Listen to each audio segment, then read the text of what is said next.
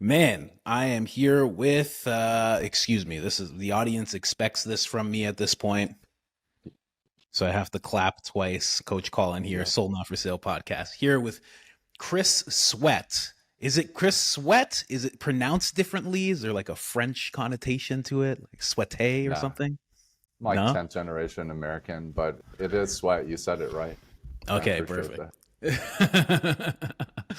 Man, yeah, I figured I'd just message you. I've just been messaging people that just kind of have this, for you, I was going to say interesting vibe, but for you, Yeah.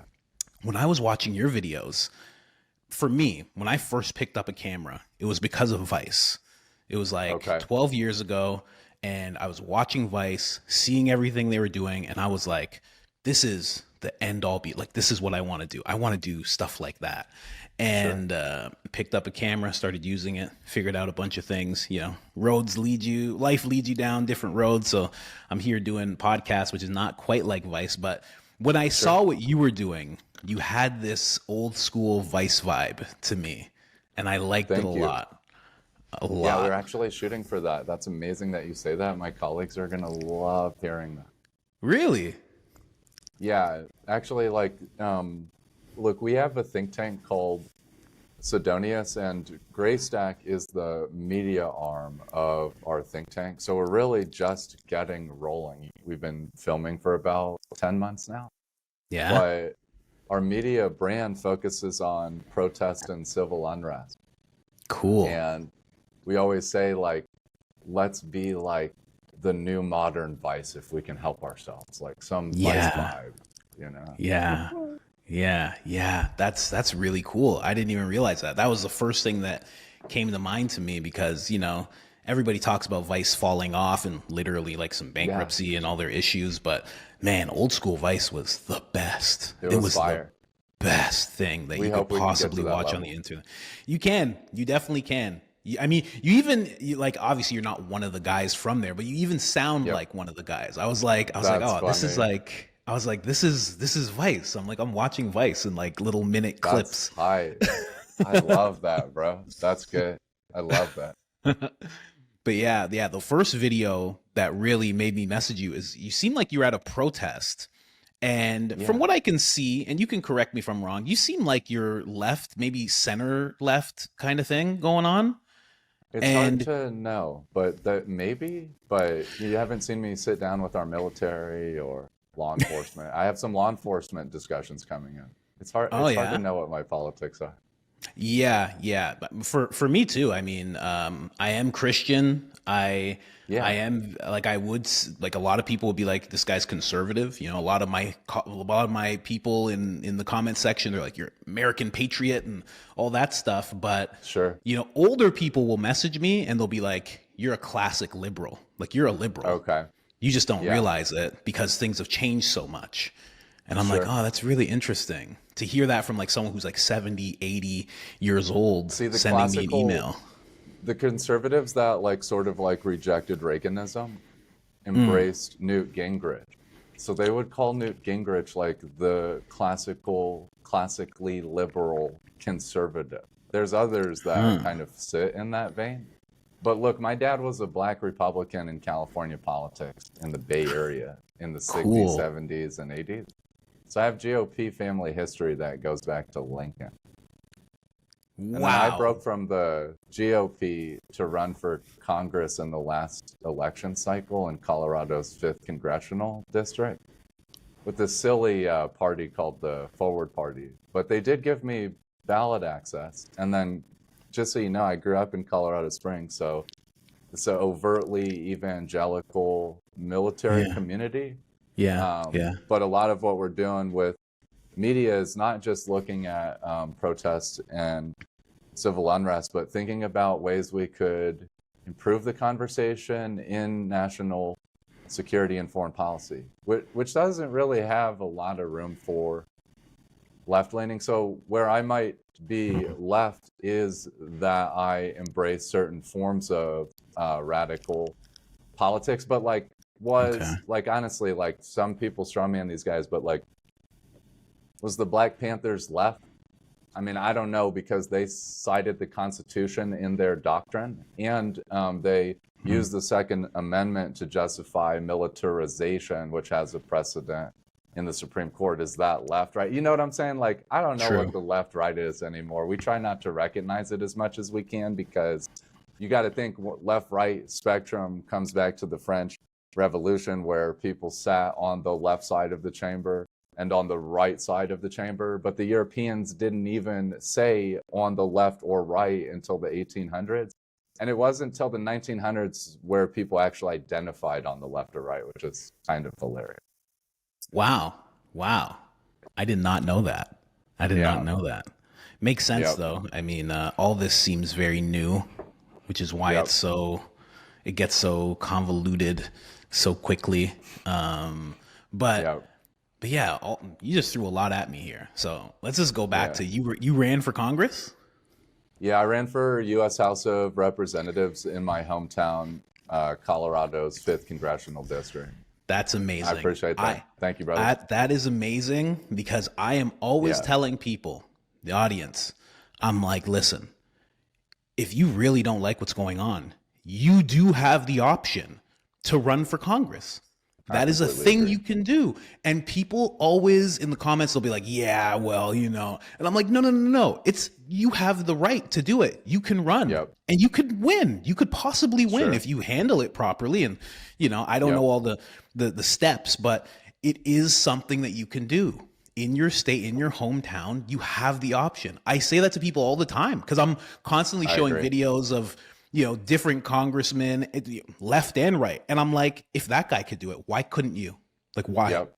Like, Even explain the to local me. politics, Yeah. local or state politics, there's a lot of room for new people to break in. Yeah. I keep Represent. saying that. I always say that with New York, because New York is like one of my biggest audiences, the most watched there. And I always say, I'm surprised it's like there hasn't been like a plumber named Luigi that hasn't just decided, you know what, I'm getting in there and I'm doing it. You know, Hey, it's just coming go soon, around I your bet. hometown and shake hands and like do what you got to do. Like AOC did it. She was like 29 Yeah. when she did it. And you can't even use a criminal background as an excuse. Trump's in office. And then also, I know a felon running for the U.S. Senate in Chicago. And if he sees this, you know, he might laugh. But they asked him about his criminal record. Yeah. And he said, well, it was murder. And then he laughed and moved to the next question. I'm like, how are you going to appeal to the state of Illinois, my brother? I get it, but come on now. Come on now, bro. This is on a radio show in Chicago, so you know Chicago's political scene is off the chain. Yeah. It's wild. It's wild. I've covered a lot of Chicago stuff because I love covering Chicago stuff because they get into those town halls, those meetings. Yeah. They get in there and they make themselves heard. You know, I remember there was a bunch of them talking about the red wave and they were yelling at Brandon Johnson and everything. Yep. And I was like, that's how it should be. Like, I agree. amazing. So good when I see that type of stuff. They're making themselves heard in a big way. You know, there were some of them that had a lot of issues with the immigration. A lot of black people felt like they were on the road to being replaced. And yeah, they were just making themselves known. And they were bringing up some great points about, you know, $53 million being taken out of some opioid fund that was supposed to help the community and being put towards illegal, the shelters for the immigrants that were coming in, and how upset they were. Shelters is a block away from me. Obviously, it's not operational anymore. I'm in downtown Chicago. I'm in the neighborhood of Streeterville. Okay. So when I'm doing media, we're coming from Chicago, New York City, and Washington, D.C. So we have teams in these different areas. But I'm in the center of the Chicago political scene when I'm covering protests. Cool. I didn't realize that. Okay, man, that's amazing. That's a good place to cut your teeth, as they say, to make your bones, you know, to really get into the whole thing. That's a good place to do it. It is, I would say it is, I would actually say, I don't think this is for the faint of heart. Yeah, that's what I mean. Yeah, it's rough. Yeah, I think there's probably some better scenes to break into, but most of them will be out west. This scene is so ungodly corrupt and competitive Yep. you kind of have to be on the dark side to like even swallow the pill of like what you're dealing with and who you're talking to and all the affiliations. And what happens for me is I actually have friends, associates, colleagues on the south side, on the west side, on the north side, in the Hmm. downtown city center. But none of those groups connect with each other. I don't care if it's like Arab, Muslim, Jewish, Latino, black, white, whatever, Indian, Asian, whatever. The groups don't really converge on shared interests very frequently. Huh. And yeah, so it's hyper competitive. It's no wonder Barack Obama was able to take his anthropology background and co-opt the plight of Black America here, because Yeah. it's ripe for some model minority to impress everyone and See, like, see, with what you just co-opt. said, you are a staunch Republican with what you just said about Obama there. Like that, Right, that's but a I'm not on the political spectrum. I'm just telling Barack what it is. I mean, yeah, I mean, yeah. now having lived here for 3 years, I'm from Colorado. I was born in the Bay Area. Now Mm, having lived here for 3 years, the co-optation is so clear. It's mm, insane. It's pretty extraordinary, to be honest with you. But look, my dad was born in Michigan, so I'm Black American. I don't have Kenyan roots like Barack does. And I yeah. didn't have to figure out how to be Black through studying the American Negro in Chicago. My dad, again, he was in Michigan. We had Black Americans in New York, Montana, Illinois, Michigan, Mm, Minnesota, mm. California, you know, the Bay Area, Nevada, and I come again from a long line of Black conservatives. I don't know how that happened. Wow. They asked my dad. There's an interview in it was like 1984 because he was doing a lot of work for like Reagan and Nixon and some of these other cats. But Yeah. they asked my dad. They're like, his name's Richard. They were like, Richard, given the political situation, for Black America, why didn't you realign with the Democrats, right? Because this was a big deal back then, right? Mm. And he literally just said, like, our Republican history goes back to Lincoln and Montana and Illinois, and it just made sense. Wow. So he was trying to run about like there was one point where he was running like maybe 16 Black Republican candidates in the state of California. They couldn't raise any Wow. money because at Mm. that time, like you could only rise if there was inertia in the ethnic group that you were in that district. So think about Barack. He only lost one race in his whole political history, and it was when he ran for the congressional district that is South Side-ish. This is where Bobby Rush has had the seat for like 25 years. But who's Bobby Rush? Bobby Rush was one of the foundational members of the Illinois Black Panther chapter, which really, outside of Wow. Berkeley, was the strongest Black Panther chapter in America. Mm. And, Bobby Rush is a Black American. So how did Bobby beat Barack in 2000 for this congressional race? Which Barack, he did live on the South Side. His wife was from there, whatever. He used Barack's race against him. Okay. He made like super racial, racist arguments that you and I and a lot of other folks in the Black community know about, the, Black African, Black American, ADOS, all these different veins. That's how Bobby beat Barack in 2000. So it used to be a more rigid situation, but now you have Vivek Ramaswamy is running in Ohio. Yep. Indian people are a major minority. Uh, you don't have to have a majority of your ethnic group in your district anymore. People will elect you. That's pretty Yeah. amazing, but not back in the 80s when my dad was trying to help these Black candidates out. Yeah. Yeah. Man, that's amazing. So you got a lot of history in you, but then also a lot of knowledge as well. This is very, I very appreciate that, bro. interesting. I didn't Yeah. I didn't anticipate this at all to Well, be I did talking to. study political science too, but remember, I didn't go back to school till later as a first generation university student. I literally graduated like 3 weeks ago. I'm 32. Really? Yeah, so non-traditional first generation. I ran for the Congress while I was studying politics. It's hilarious. Maybe Wow. it was Well, a flex. congratulations, man. I appreciate that, bro. But Yeah, yeah, that's I love politics, so I'm glad to talk to you. I watch some of your stuff. It's good. Your channel's growing. You're doing yeah, yeah. reactions, and I Y- mean, it's Yeah, pretty awesome. yeah, yeah. It was definitely not something that I thought would happen, but I just wanted to give it a try because I worked in film and television, and when 2020 came around, everybody either had to go along with what was happening or you had to get out. And I just got out and I just started doing Uber Eats. My girlfriend, who's my wife now, was amazing, and she stepped up. You know, she was a server, she became a manager, became a general manager, Oh, and that's awesome. yeah, so she was just supporting me, just being like, you know, supporting me in the sense of like, you do whatever you have to do, you go after whatever you have to go after.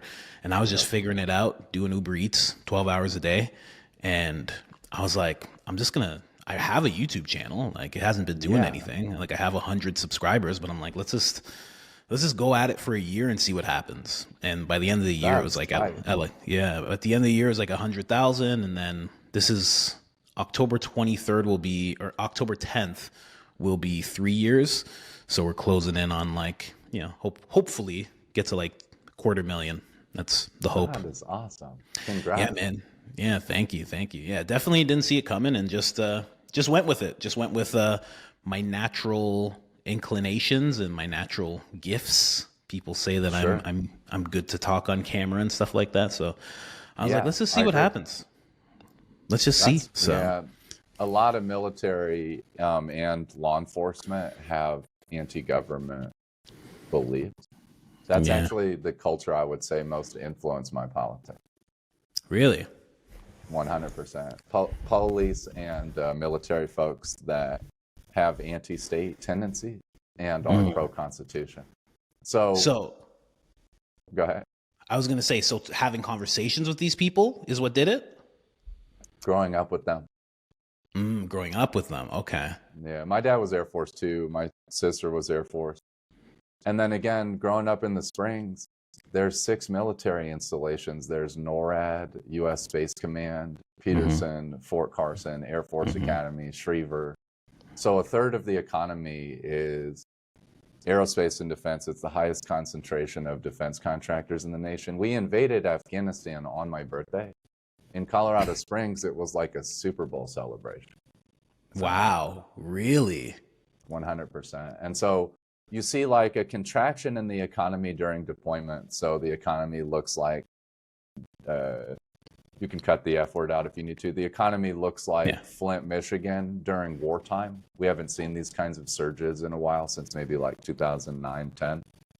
And then once the soldiers return, all the defense contracting entities stand up, and then a lot of that defense spending gets deployed into all these facets of technological innovation and all these different realms. People think defense contracting is just mercenaries and building weapon systems. Actually, a small percentage of defense contracting. There's so many things, scientific research. Anyways, all that new money breaks into the defense contracting security sector of the Springs, and then the economy grows like crazy. So it's like it shrinks during wartime, and then it grows when soldiers are coming back. It's pretty extreme, actually. So, like, if you think about the conservative kind of Bush Republicans, not only did we have like influence with the Bush Republicans because of our military strength in the Springs, but we also have 93 evangelical organizations. So this was like the peak of evangelical military influence. And obviously, we produced a lot of that in the culture that I grew up in. So if you're around, like, I mean, think of this, like, how many of my homeboys went active duty at 17, right? And like when we were graduating high school, that was like '07. But the biggest Okay. waves in Iraq and Afghanistan were '07, '08, '09, and 10. So my guys, my group was just onboarding into the military and doing what they had to Wow. do. So, but when you're anti-state in this military law enforcement lens, you believe in the Constitution, you prioritize the First Amendment, the Second Amendment, right to bear arms, the Fourth Amendment, which is the protection from unlawful search and seizure, and the Fifth Hmm. Amendment, right? which is you don't got to talk to any law enforcement any time of the week, doesn't matter where you're located or what the situation is. So you got to think, what does that add up to? I can say whatever I want. I can protect myself with a gun. I can protect myself with that gun from the government. And I don't got to talk to you people, right? Anyway, so if you think about me from a more radical perspective, you could say that is anarchist, you could say that's conservative, you could say it's leftist. It doesn't go on the spectrum, it's just pro-constitution. Doesn't mean I'm like pro or anti-law enforcement or pro or anti-military, but I'm definitely pro first, second, fourth, and fifth. That goes for every single community in this country, so I don't I feel like a lot of conservatives would connect with you on that. They like, would, for though. sure. For I'm sure. devout there. It's religious. There's some religiosity in that, and also in my practice of actually dealing with law enforcement in certain situations. Again, I have a working relationship with law enforcement in certain situations that are important, looking out for civil rights, civil liberties. I'm obviously able to audit law enforcement's interaction with protests. And then, you know, I'm getting a lot of calls from people about ICE and Department of Homeland Security and some of the unlawful practices. So I'm paying attention to that. But, you know, growing up, like, I was a victim of gun violence in Colorado Springs. Really? And the Colorado Springs Police Department acted like I was gang affiliated.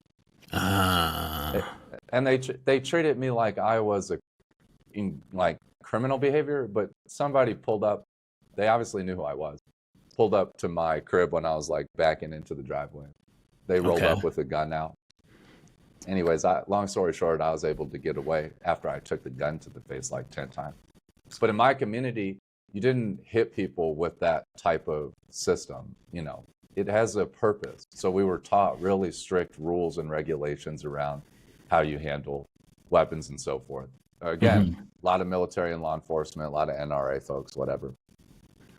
So my point is that this was the moment when I realized that racial discrimination in law enforcement is one of the most heinous situations. Now what, you put me on the left. And right?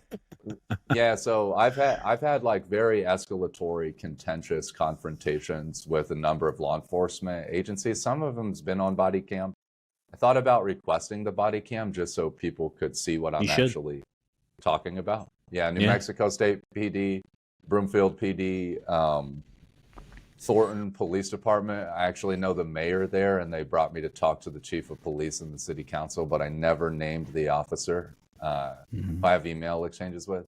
Look, Thornton PD, I was helping my mom with some cancer stuff, and I had lived in the area for about 5 years by the time this happened. It was 2020. I pulled into a parking lot to fix my contact. At the time, I drove like just imagine me like this, but in like a 535 all-wheel drive BMW. True. Real nice BMW. Anyways, I'm still a brother, you know, but I'm fixing my contact in my car. And I see this cop pull into the parking lot. And I'm like, boy, he ain't trying to pull up over here, right? He circles the parking lot and he pulls up over to me. And I'm like, boy, I ain't trying to talk to him. What does he think this is? Fixing my contact. And I'm in my neighborhood. It's 2:00 in the afternoon. He rolls his window down. He says something. I'm like, in my head, because of the amount of discrimination that comes off of these law enforcement, I'm like, if I don't roll my window down, maybe I'm going to get hurt, which would still be unconstitutional and a violation of my rights. So anyway, I roll my window down. He was like, who are you picking up? And I was like, I immediately went over the top. I was like, what? And he's like, who are you picking up? And I was like, who am I picking up? Does this look like a f***ing Uber, my man? And I put my hands out the window. Nah, straight up. I'm in the BMW. I'm looking like this. I'm going to the grocery store to get some things for my mom. I'm fixing my contact in my car. I'm in a parking lot of like an orthodontic office that I've done business at. Who am I picking up is not the right question. Because first of all, why are you assuming I'm involved in whatever you're involved in? Second of all, you don't need to be talking to me like that. You don't need to be talking to any citizens that way. And then third of all, are you implicating me in something? You know, and then I don't even have to be engaging with you, right? So I did him a service anyways. I must have had him shook up because I just stayed over the top with my hands out the window to make sure he knew, like, it's on him if he wants to do more. I just stayed over the top. The neighbors started coming outside and watching. I stayed over the top for maybe like 4 or 5 minutes. And then somehow he helped us turn the corner. I have no idea how we turned that corner because I was just like, we could even go to blows. I don't give a because at some point the law enforcement needs to recognize that there is a boundary. We don't live in a police state. We didn't form this country for the law enforcement, right? We formed it for the people. It's in the Constitution. The law enforcement has a specific function in society. They have an important function in certain ways, but not to just strip people of their rights and violate them. He was responding to a domestic violence call, which again had nothing to do with me. And he thought that he was catching the guy that was picking up the man that committed the domestic violence. Ah, interesting. And I must have had him shook because he sat there and talked to me for 4 hours. Really? He did 100. And I made sure to drive the points home because I really, at the end of the day, like, I'm not afraid to ruffle people's feathers if they're on some bullshit, especially the law enforcement. But one of the things that kind of comes off a little bit confusing about my politics is, like, in that video that went viral of me engaging with those Elon Musk protesters in Chicago. The issue was that when I look at the different protest movements, there are some that are like very highly trained and skilled. They bring their own security service. They have their legal counsel on deck. They have a community liaison that works with the law enforcement and the government. They have a lot of skills. Hold on 1 second. I want to get back to that, but I just want to get back to that altercation. You ended up talking to him for 4 hours. And what ended up happening there, you guys ended up connecting and like seeing eye to eye and like apology was... Okay. No, he apologized. And okay. I'm not apologizing because I told him, I was like, you pull up on the ethnic, we already have a lot of mental models in our heads because of how y'all act. And I was like, what if we were in the hood? I'm not even in the hood. I'm like a mid-high wage earner. I'm in the tech industry. We're not even in the hood. You're still making those same assumptions that you would make if we were on the south side of town. And you start off implying that I'm doing something when at the end of the day, like, if you want to pull up and ask a question, maybe you should frame it in an honest way, not a disingenuous way. Yeah, and, definitely. And we talked through why there's like a tension dealing with police and why his approach is on some bullshit. Yeah. See, and we agree to disagree. Yeah, of course. I mean, yeah, I'm kind of like in both camps where, and I think there's some conservatives that would agree because, you know, I'm in the camp of I'm always respectful to cops.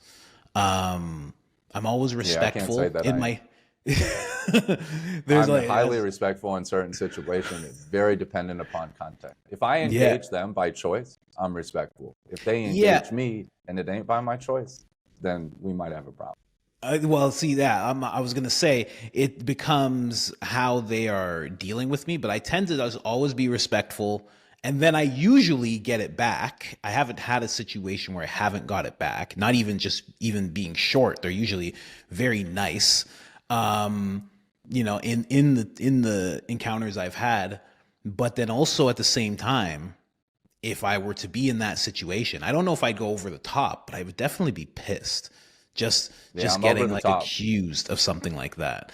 So I'm in both camps where I understand exactly where you're coming from, and then at the same time, I know there's a class of people on the right who go, if they hear your story and they go, oh, just comply. You should just comply. But that's them. I don't have that belief. You don't comply with the law enforcement when their behavior is unlawful and unconstitutional. I was gonna say it's that's an interesting case because I honestly I don't hear about things like that happening all that much. Like I've had the interaction where most of the interactions I've had, honestly, I was in the wrong, and then me being nice ended up changing everything, where it's like I'm going 90 and a 50 and I'm getting pulled over and I'm smoking a joint, and there's no way this cop doesn't, back when I used to smoke weed, there's no way this cop doesn't smell the joint, but for some reason he just gives me a warning. And as I'm pulling out my ID that's in my backpack, there's a bunch of weed in the backpack. And he must have seen it, because how could you not? It's like 3 ounces of it.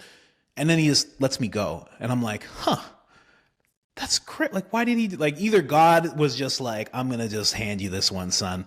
Don't worry about this one.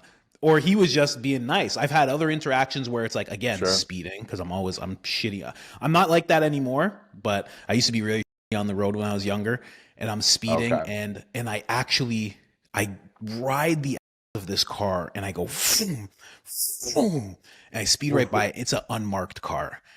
And then he pulls up beside me. There's 2 guys, and he's like, pull the over. And I'm like, oh my God. And I stop.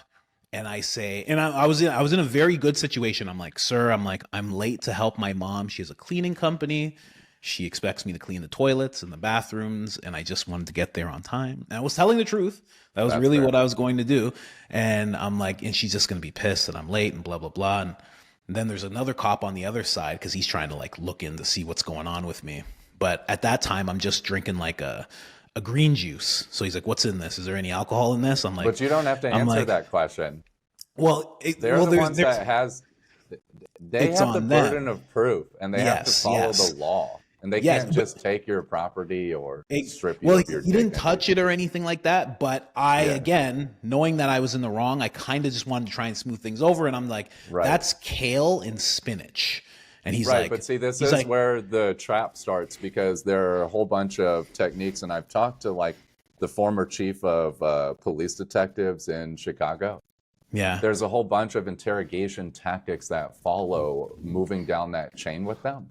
And so what happens is people, unsuspecting people, not kind people like yourself, end up getting strip searched or offered the cops up to search their vehicle, and they get put in handcuffs. All the while, the stop was unlawful, and there's no warrant, and there's no conditions that were met besides they offered the officers to undress them and go through this unlawful detention. Yeah, that's a little crazy. I think I would have to. But the loop starts where you concede, and this is something that obviously I have strong opinions about. There's no concessions for me. Yeah. If you wanted to search my car, you call the judge and you get a warrant, and that warrant's conditioned upon the idea that I'm implicated in some type of criminal activity, that they have enough evidence to justify searching my car. The warrantless search never ever is going to happen in my Well, there was no search or anything. He was just like asking, and then from there, it's where it starts. I know, but from there, I was just like, that's what it is. And then he was like, that's disgusting. And then all of a sudden, the other guy starts talking to me, and after like a 10-minute conversation, he's like, hold on. And he goes to his car, and I'm like, what's going on? And he brings a pamphlet, and he's like, we need more guys like you on the force. He says, you seem like you're in shape. He's like, you're taking care of things. He's like, you're working with your mother. He's like, I don't know if you want to do that forever. He's like, here's a pamphlet. He's like, I would consider joining if I were you. And I was like, okay. And then they just let me go. Just a warning again.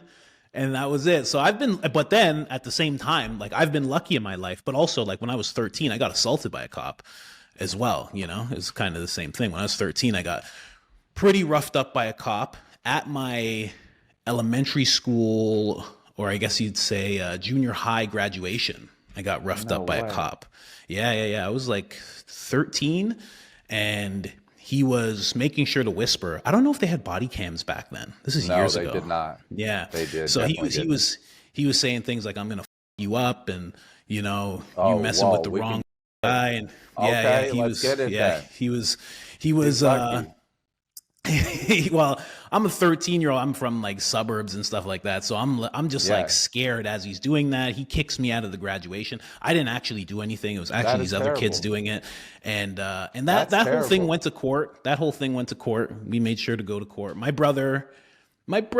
oldest brother, he's especially at that age, he would be along the lines of where you're at, where right away, like anything that you're thinking of doing, that's exactly what he wanted to do. He made sure even though he was young, he was like early 20s, he made sure the whole court process happened. He made sure everything was taken care of. That was, so that was a hard time. That was my first interaction with a cop. I'm So sorry to hear that, brother. yeah, man. It's so I've seen both sides of them being really and underhanded, and then being like really nice, and it's just like, so They I can be get it. nice or underhanded. I'm just making zero concessions for Yes, any yeah. law I know. enforcement agency in this I, country. I see what you're saying there. So like at No that concessions. point, I guess like at that point, I don't even know where that puts you, right? Like your politics, you're talking about how it's Extreme hard to, constitutionalism. yeah. Which wouldn't that be That's the considered? foundation. Wouldn't that There's be other considered things. conservative at that point when you're so You could say attached to the Constitution at that point?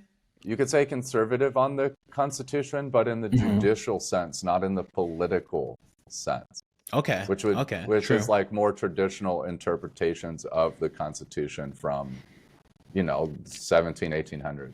Interesting. Versus like saying it's a living, breathing document, which is a more progressive school of thought in law. But again, my conservative on the Constitution is not like a political conservative, because I know a bunch of Yes. conservatives that let the police undress them and give the institution a level of respect that I frankly would never teach my kids, would never teach my friends and family. Like, Yeah. Yeah. I see. Yeah. You know what? Like, as you're saying that, I can think of liberals and conservatives that would be okay. And it's like, just comply and, let them do what they have to do. And Yes. yeah, it's And no, an that is interesting thing. that goes against my doctrine. Now, remember, Yeah. we're only talking about like civil rights and civil liberties, right? There's other parts of politics, right? Economy, society, technology. Yes, of There's course. all these different things. So this is only one small part of how I see things, but it definitely True. informs the way I think about human rights and some of the injustices that happen in our world, and then some Yeah. of the ways that I'll do analysis on protest dynamics and the civilian police interactions in public space. Yeah, and you know what? One thing when you were talking about your interaction, where you're going over the top, and you know, he kind of started over the top as well. Like I know you're saying you were over the I top, know but I he didn't kind have of to started. reciprocate, but I Yeah, escalated. So we got on the ladder. yeah, true. But it's interesting because you were talking about how, and you're saying in your conversation with him, how you already have this thought process about them, and at the same time they already, like you said, he was making these assumptions, so he already has this thought Right. process about you, and it's like, man, I don't know how, maybe the way that you are is the way that you're supposed to deal with it, because I don't know No, how no, no, no, no, you no, no. No. what. This is not advice to anybody. I'm very No, extreme in that Yeah, part. yeah. No, I wouldn't say, Yeah. yeah, do not try this at home. Especially No, definitely don't. don't Definitely try it at don't. home, especially if you're in Chicago and stuff like that. Yeah. But I'm just saying, like, because you never know, because I actually have a cop in my family and he's gone through some really wild stuff. Of course. Like he was a part of an investigation where they had to catch a serial killer, and the things that he had to do and the chat rooms that he had to be in, and like things of like cannibalism and like weird stuff like that. And he can't tell Sure. anybody about it because the whole thing's going on. And he's been in situations where he doesn't want to be the guy to pull the gun. So he's like, I guess I'm going to tussle with this guy. And then it's happening multiple times at night. And, he doesn't want to tase people. He's trying to be good, but also it's just wild. You can tell he's been through some stuff, and there's a little bit of trauma there. I don't know what you call it, Certainly. but some kind of something there. And then I have friends, who are black, and they've had their experiences. I mean, I could say I have my trauma, but they've had even worse experiences. And it's like when those two people collide, it's going to go badly. Those two mindsets Sure. collide. It's not going to go well. And I just don't know how you remedy that at all. It's weird. I know it is unfortunate, but I would still never place the burden for law enforcement's mental health and their lack of leadership and On yourself. the issues in their institution on the average civilian. Yeah, Would never place that burden on the average True. civilian. Because again, we don't live in a police state. We're not here to serve them, right? We're here to serve ourselves. And this is the libertarian, right? individual freedom, liberty. This is another part of my politics. This is probably the libertarian. Liberty over everything. Okay. And I still think that's something that we should project at home and also into the international system. Because at some point, the government's always, the repressive nature of the government and the law enforcement, when you start to look at it at like a more international scope, it's persistent. So the government is always looking for ways to strip people of their rights or create barriers for them to express themselves. That's never going anywhere. What's his name? I forgot who came up with the social contract. I should know it off the top of my head. But the question of government's role in society has been explored in European political thinking for hundreds of years. And then, you know, it continued to expand through Frederick Douglass and Black liberation in the United States. So like we've been asking the question of like, what is the boundary between us and our government? And what is the purpose of our government? What role does our government play, and what role do we play in shaping our institutions and our society? And what a lot of Americans are disillusioned about is they don't think that they do play any role in shaping our government or our society. They can't trust those institutions. Yeah, I was gonna say that's the whole reason I always, when I was talking before about like people running for Congress, like just regular people, like go for it, because you do play a role. Sure. And I've even said to people, because I'm never the person that's, even when I'm talking about, you know, in the past, I'm talking about the Biden administration and the things that are happening. I never want to be, and even now, like I never want to hear anybody going at things with any type of violence. I always say like local government should be your solution, and you should really get into that and figure that out. You know, like when it comes to, I used to cover the World Economic Forum quite a bit when I first started this channel. And I would be like, you know, maybe you guys should be going to local politicians and figuring out, like, are they going to support what the World Economic Forum is doing?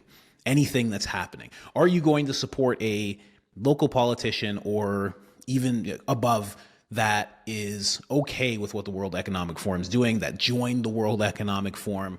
And if you're not, let your local people know that. Let them know in mass that if you're with this, you don't get to be in this position anymore. And we're going to make that happen.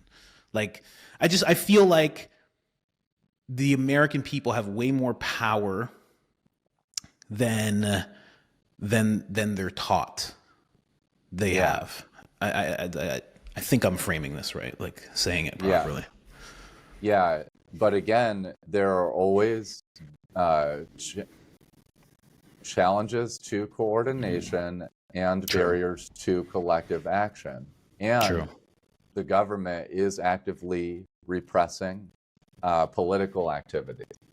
And one of the mechanisms that we see with our current government, which wasn't invented by this administration, but is an obvious example of political repression, is threatening people's visa status based on their support for Palestinian liberation. That's political repression. So I did have some things written down. That was actually one of them, because I noticed that you had a video where you were talking about that.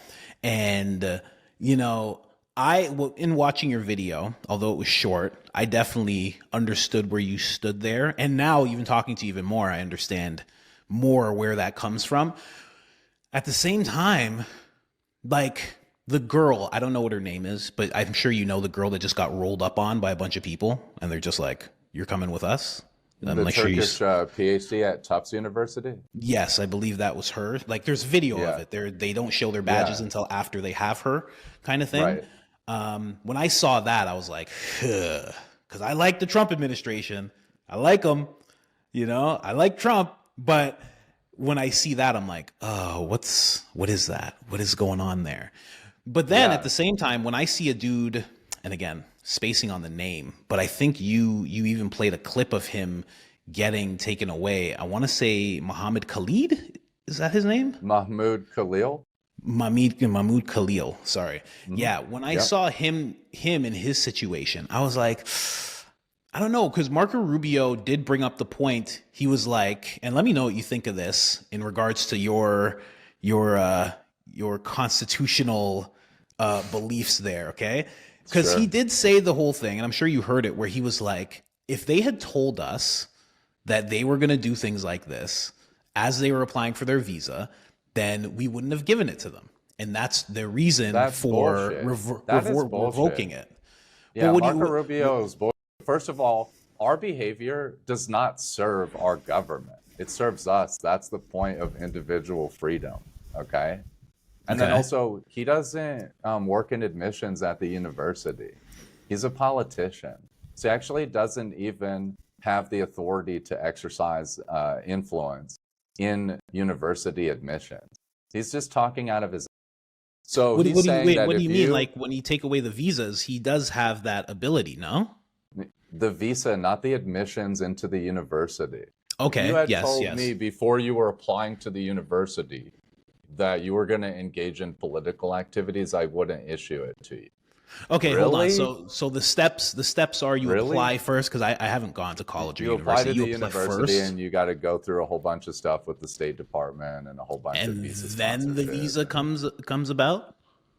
They make them come together if you get into the university, right? It's Okay. a whole process. Okay. If But you the get applying in. to the school comes first, Exactly. and that's why you're And bringing up admissions. simultaneously, you're going to start running the process, getting your paperwork together, Okay. trying Okay. to figure out what you're going to need to do. To some countries, it's easier to get in and Canada, get a visa way status. easier. Of course, India, China, Yeah. well, until recently. Yeah. Whereas, like, it might be harder. There's only a limited number of Afghans that can study in our university system versus like if you're coming out of the UK, right? You know, it's things like that. Yeah.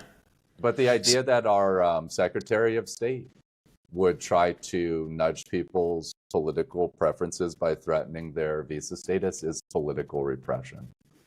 Doesn't matter if you agree with the political expression or not. The Constitution protects everybody in the land. That's rule of law. So Does it? Does it? Because people have it been does. arguing that. Rule of Is it law. everybody who comes in, or is it Everybody people on the who are? land is protected by the Constitution. It's called rule of law, too, by the way. It's called So rule yeah, of we law. definitely, yeah. I mean, when you have a high functioning system. Again, the laws are legislated by the legislative branch and then decided on by the judicial branch. And then, you know, the executive has some authority. They call this the separation of powers. This is what makes us a republic, not a direct democracy. Anyways, rule of law, right? The laws of the land apply to everybody in the land, apply to everybody in the domestic environment, apply to everyone in the United States of America.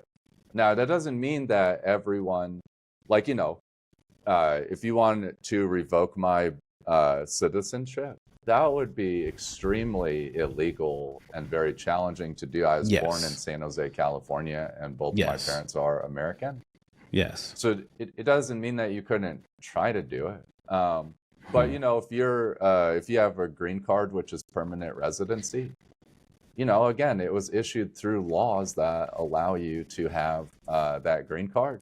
It doesn't mean that there's not an indirect way to try to revoke your visa, but there's still laws and regulations around if you know what is like a revocable offense, which the easiest layup that people got for is they lied on their initial immigration paperwork and it gets found out later. Yes. But not your yes. political expression. I mean, it's not freedom of speech for some. It's freedom of speech for all, everyone, liberty, but justice, all these things. Is it like it's for based? Hold on, let me just make sure I understand. So based Yeah. on what you're saying, the rule of law makes it so everybody who is in the country, visiting or otherwise, is given this right.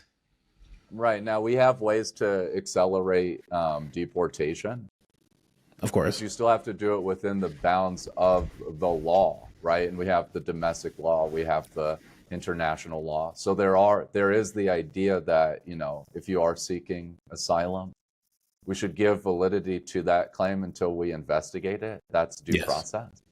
Due process is available to everyone. And if you can't prove it, then there's probably a lawful way to ship you out. And this has been a question, not just Trump.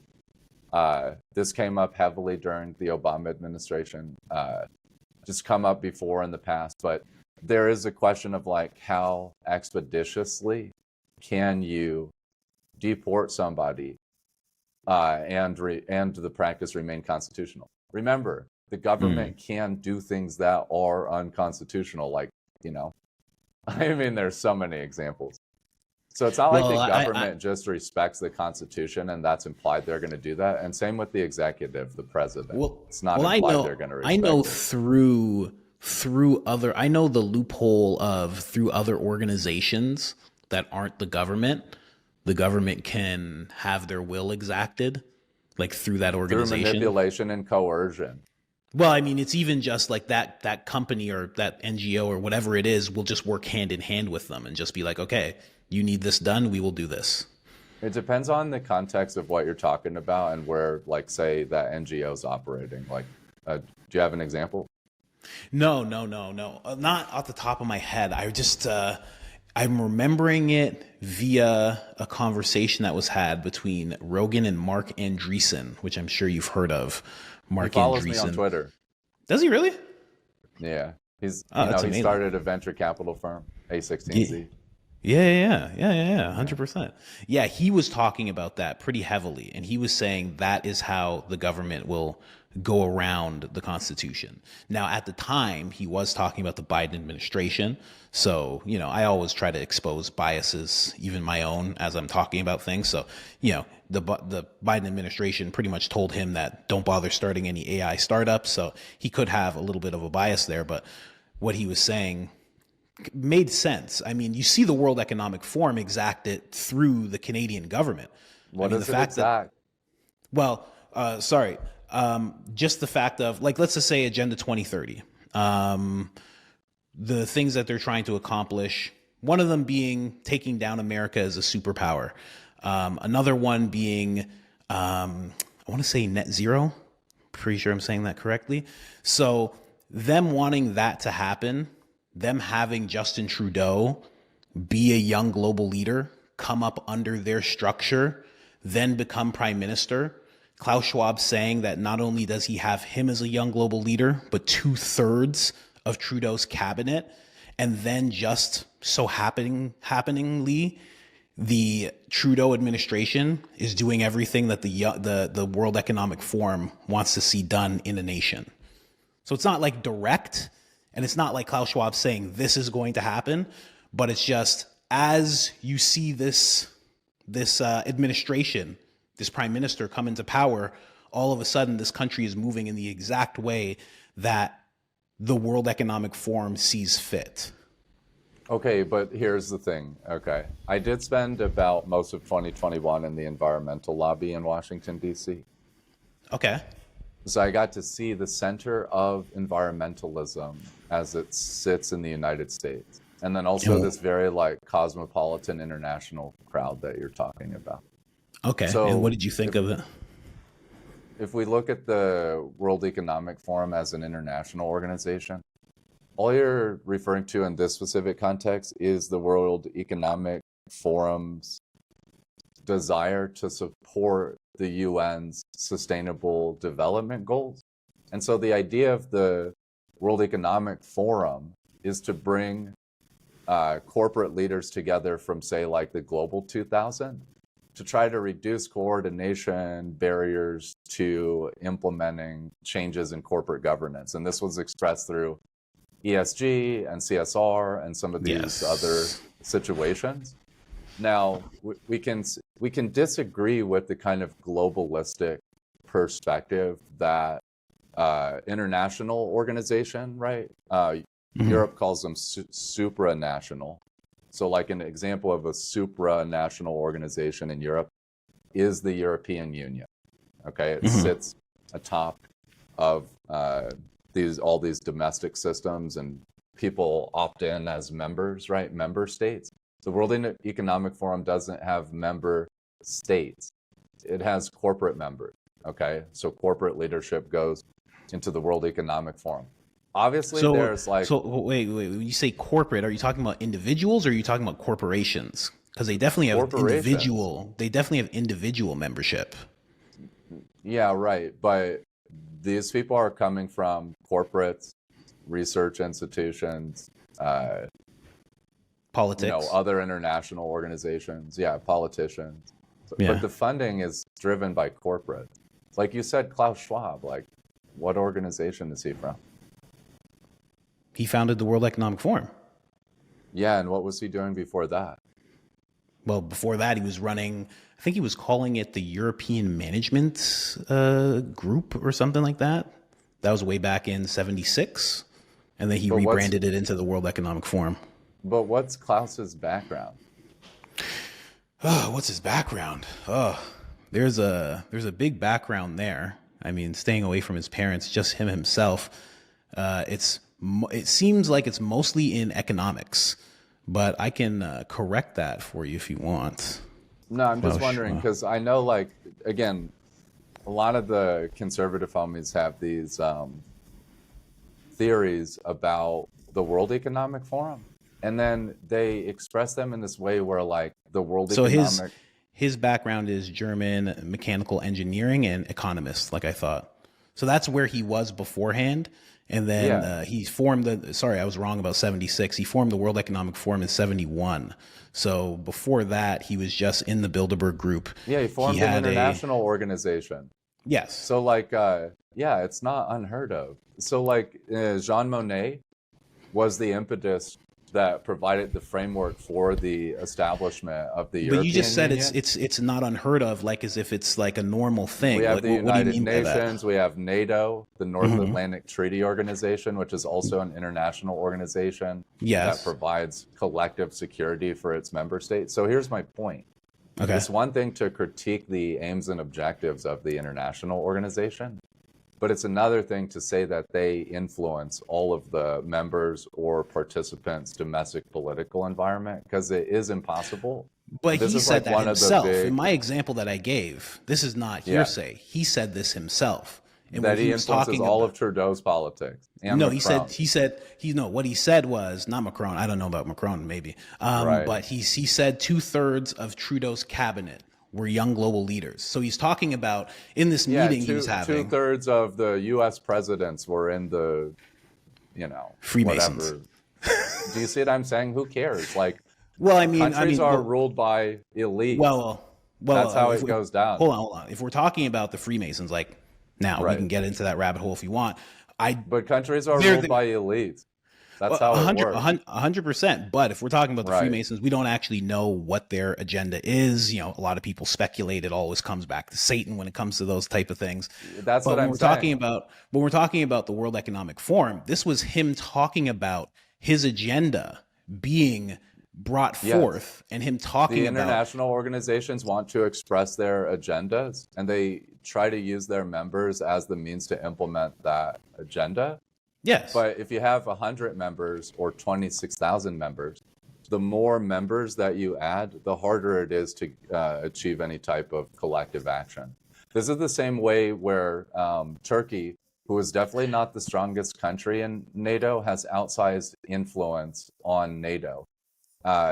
Because it will veto policies that maybe the United States prefer. But if And we so go the back United to the States, WEF, when you're saying if there's more members, that means it's harder. You're basically saying if there's more members, it's harder for them to get things done. exactly. I would argue the opposite. I would say it would be easier as they had more members. Like, I mean, if they had No, just because you Trudeau, have to increase the amount of people that agree on that singular principle, which is again why true. conspiracy theories work so well, because you project a singularity, a one size fits all solution. Okay, Klaus Schwab speaks. Uh, 2/3 of Canadian political practitioners were in this institution. All of the sustainable development goals get implemented in Canada, right? This is how you Mhm. spin these like anti-globalist conspiracy theories, which again, I understand in opposition to globalization and maybe Mhm. even in opposition to some of these elite institutions. I didn't grow up or come from that part of the society. Like I said, I Of course, finished college 2 weeks ago. yeah.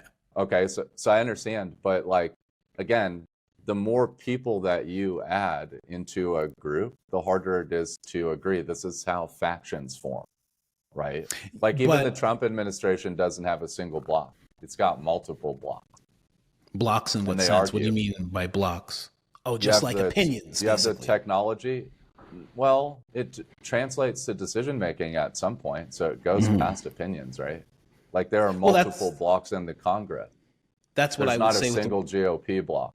that's what I would say in the World Economic Forum, that it comes eventually decision making happens, and you know, But as it depends. It's hard although to implement decisions from an international organization inside of the domestic environment. It's the same reason that Trump went to the UAE, Qatar, and Saudi and said that he was getting a commitment for foreign direct investment from Gulf countries to flow like $1 trillion into the United States. yeah. And through posturing, not actually sending the capital, the Gulf countries influence our foreign policy. Now they have to go back into their country and implement the capital distribution or whatever. And then we have to Mhm. go back to our country and set the instrument up to receive it. None of that's happened, but the foreign policy has. You see, so But it's like, but like, will it ever be aren't implemented? aren't you on both sides there? Because you're saying that it can happen in regards to what Trump is doing in that whole situation you just broke down, but it can't happen with the World Economic Forum and what they're doing. No, what I'm saying is that they postured capital to influence foreign policy. It has to be implemented on both sides, and it hasn't. There's no investment chain between that $1 trillion from the Gulf countries to the United States. So now you have to go through the process of implementing the policy domestically, which, now you have all these different domestic environments that have different challenges, different structures, different struggles around implementing policy. If the international organization was to solve all, the Brexit would have never occurred. Well, I mean, again, if I'm focusing on the World Economic Forum, I mean, we're going in different directions here, but to say We're talking that, about international organizations. The World Economic Forum is just one flavor, but it's the common one that gets strawmanned by conservatives. well, I mean, it's the one that stands out the most. I mean, the one that would get focused on the In most your is the mind, Bilderberg Group. Well, the one that it would get depends. If you're focused, in security, it's NATO. well, well, You don't think maybe, about but World Economic Forum. well, again, NATO's You another think one that's about actually. AFRICOM and, Hold on, hold on, this. hold on, hold on, hold on. World Economic Forum is one that's on the world stage that you can see. NATO is, You again, can see the something. United Nations. Its I headquarters know, I is know. in I was New just York going to say, City. I was just going to say the same thing with that one. I was going to refer to the Bilderberg Group. I think most conservatives would be focusing on that if they could actually see what was going on, but they don't have their meetings open like Davos does. Davos has it open. You can watch it online. You can Watch it on comment. Bloomberg. You can even go, yeah, you could even go there if you really wanted to. Like if you had the money to pay, you could be there if you really, really wanted to. You could be doing what you do there. You could show up with a microphone and walk down the Yeah, streets you and could. talk to people. But Yeah. when it comes to the Bilderberg Group, I'm just saying in terms of like, you're saying this is the one that gets strawmanned the most. It's because it's the one that's in the open. We know the elites have influence and they're going to find private and public ways to coordinate with each other. All I'm Yes. saying is that they can't just express their will unilaterally. There's just too much friction in any given system for that unilateral expression. It's the same reason that corporates are rolling back ESG That could and be avoiding sustainable development. that's very true. In the That's Paris very true. Climate But Accord, we abandoned it. ESG was mainly pushed by BlackRock. Larry Fink was not just BlackRock. ESG was an Who else? informal. ESG was an informal structure that basically affects boards, and then boards can express influence on management of publicly traded companies. Okay, so when we talk about ESG and BlackRock, we're talking about public equity, but BlackRock is only one asset manager that was expressing any kind of will aligned with wanting corporates to implement some of these ESG criteria. biggest There were a one. number The of biggest asset one. managers. And there was also Vanguard and State Street, but I'm sure you already know that they And all. this is a typical straw man, but there are other asset managers that. I'm not straw manning. I'm just saying there are other ones as well, and I'm sure you know Right, that they're but all. my point is ESG is being rolled back. So what, But I'm just bringing up. You brought up ESG being rolled back, and I said that's a good point. But Yeah. that was being pushed by BlackRock. Now, But if you remember, look at the what conservatives hold on, are so religious that they hold project the idea of omnipotence into the financial and political system. Hold on. So BlackRock is omnipotent. I get it. But what I'm saying is, when it comes to the World Economic Forum, I'm seeing what they want being pushed by multiple countries. So to say that just because there's so many members, Corporates influence policy. Hold on. That's known. Hold on, I get it. But to say just I just because wish we could talk about one of the issues instead of the influence. But I know conservatives get yoked up on the influence. No. Right. I'm just we're having a conversation, but you have to let me finish. Like I'm trying to let you finish. You know what I mean? I agree with you, but we should talk about the issues instead of the influence. 100%. It's like an obsession with influence. I have a bunch of things I want to talk about, but I'm just saying when it comes to having so many members and then saying, listen, because there's so many members, they're not going to be able to get things done because they won't be able to agree unilaterally. It's I just harder don't to get things done. I could agree with that. I don't know which places where the World Economic Forum might have influence that aren't doing what they want, but I've seen many places, Canada, the United States was on that track. Many places in Europe were on that track, Africa as well. I see them pushing towards these things. So I get it. It could be harder to get every single person on board, but I have seen them been doing. And there's also to their credit, influences. to their credit, see them doing a very good job of executing what they want to be put into the world. Well, then why did ESG get rolled back, and why are we abandoning sustainable development? Well, like I just said, BlackRock was a big pusher of that. One of the main ones, like Larry Fink was one of the main people who is also on the World Economic Forum governance board. So like it's kind of hand in hand. Like we're both kind of saying the same thing, but he was the main pusher of it. Then all of a sudden it got exposed because of what he said, forcing behaviors. Then a lot of people started noticing it. Then he came out and said, I wish I had never said that, and I wish I didn't get involved with this to the extent that I did, because now I'm the poster child of this whole thing. And then we see 2 years later, maybe even 2.5, then you're seeing it start to get pushed back, rolled back. Now, with that happening, as that's happening, BlackRock is not doing what Larry Fink said they would do. And what Larry Fink says, Vanguard and State Street will also go along with. So he said he was going to start taking away funding and that he was going to start impacting them with financially. So now if he's not doing that, that's the reason you're seeing that get pushed back on. So that's all I was trying to say. Like there is a little bit of there's things that have happened. So I don't know all the nuts and bolts like you do, which is why I like talking to you. It's great. But I do know what has been said and what I've seen in terms of a timeline. So that would be my answer to why. Did the World Economic Forum say to roll back ESG? No, but they weren't the main pushers of it. But again, well, they were, because you cited one of the structures that they used to integrate the sustainable development goals into the World Economic Forum. But it's not just discourse. Sustainability when it comes to ESG. It also has to do with... No, I'm saying you said they're doing pretty good about implementing their will. Yes, and so if we get specific about that, sustainable development was one of the key issues that they... But that's only part of ESG. That's not all of ESG. Right, but it's sustainable development is a big part of Agenda 2030. And I'm just saying that it's part of it. It's not the biggest part, but it is part of it. So why do a bunch of European and American asset managers roll back? I just said because BlackRock was the one holding the purse strings of all that, and they've decided not to impact people the way Larry Fink said, and Larry Fink himself moved back from that statement. So the World Economic Forum's influence is waning. Yeah, I think so. Like, yeah, so it's not that omnipotent. I don't go like, listen, you're trying to bring me it like the same way I can't bring you into the left and I can't bring you into the right. You can't just bring me into one place. I never said that they were omnipotent, but I used to cover them a lot. And what I saw them doing was actually very shocking to me as I was getting the ball rolling on learning things going on around the world. So I've never said that they're omnipotent, but I am seeing it waning.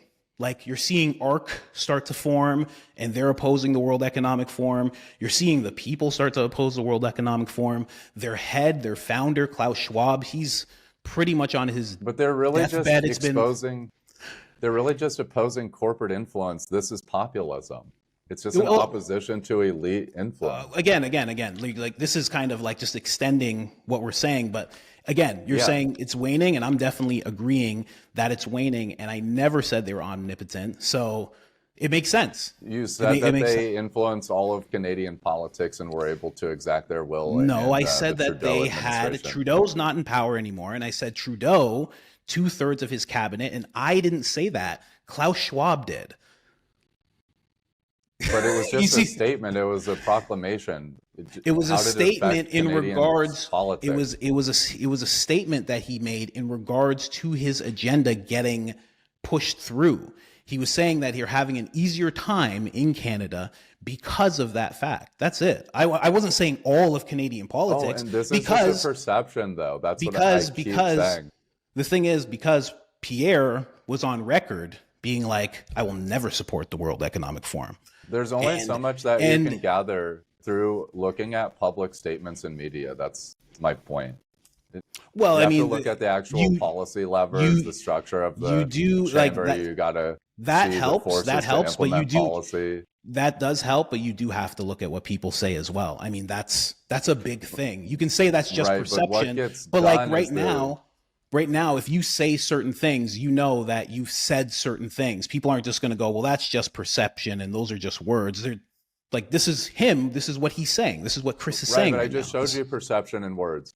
Gulf countries sending $1 trillion to the United States. Well, yeah, I mean, we can get onto that. Like, I mean, like, it seems like that's something you want to focus on. But again, the way this all started. Words, though.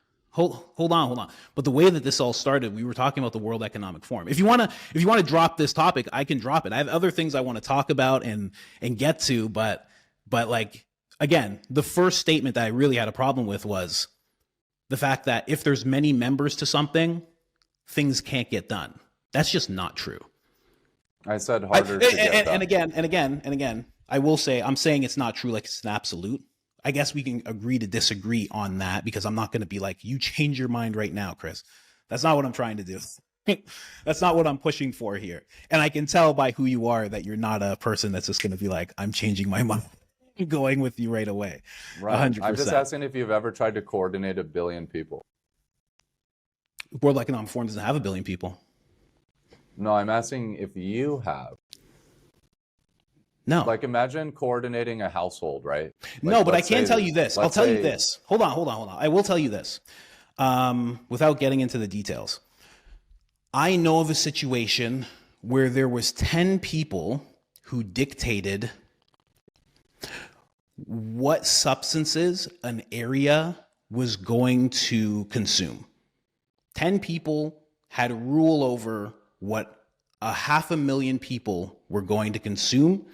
And what they were consuming, they stopped consuming, and then they put something else in, and everyone started consuming that. And that was 10 people making that decision, 10 people having maybe 5 people under them, those 5 having maybe, 15 under them. So it was a structure of sorts. I have seen things like that happen. So no, I've never tried to actually get 1 billion people to agree on one thing. Well, but executive orders are one person making things happen. So, there's no conspiracy. And it's easier to coordinate in smaller groups. So I could imagine 10 people coordinating, let's say they're executives and regulators. That's called collusion, right? So these are like known concepts. Yeah. Well, I'm just saying, like, is a crime, but people do it. But like, all I'm saying is, you were just asking about 1 billion. I was like, no, I have this situation, but Like, what do you want to move? Let's move on, because we're not like, you want to focus on certain things. I'm focusing on certain things. I just have that I feel because you.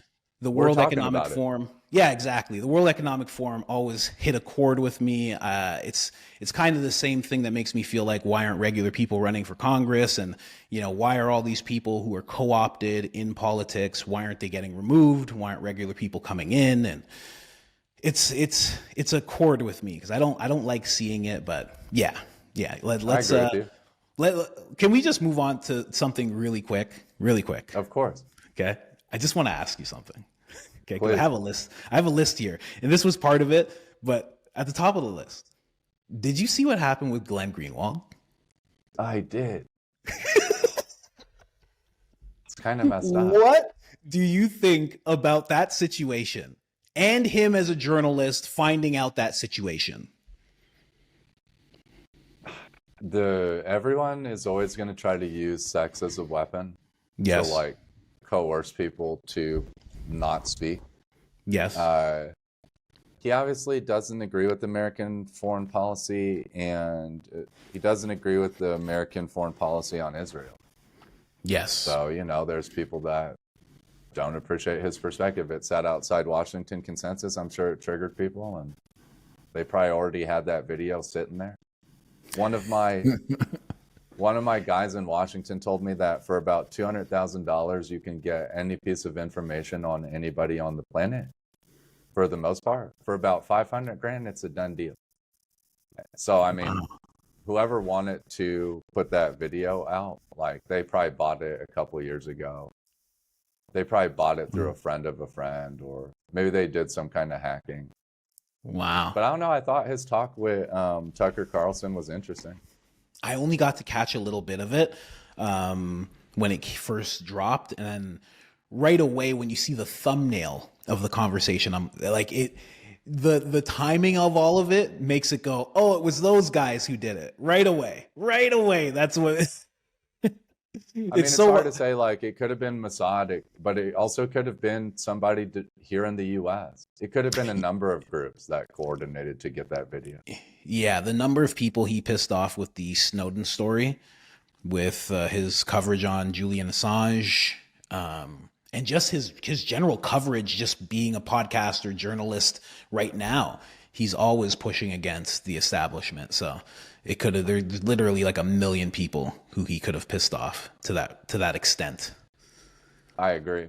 But it was just. Did you have Sorry? Do you like Glenn Greenwald, or have you been following him for a while? I actually do like Glenn Greenwald. I never knew about. I actually got put on to him through Tucker Carlson, and just through my general algorithm.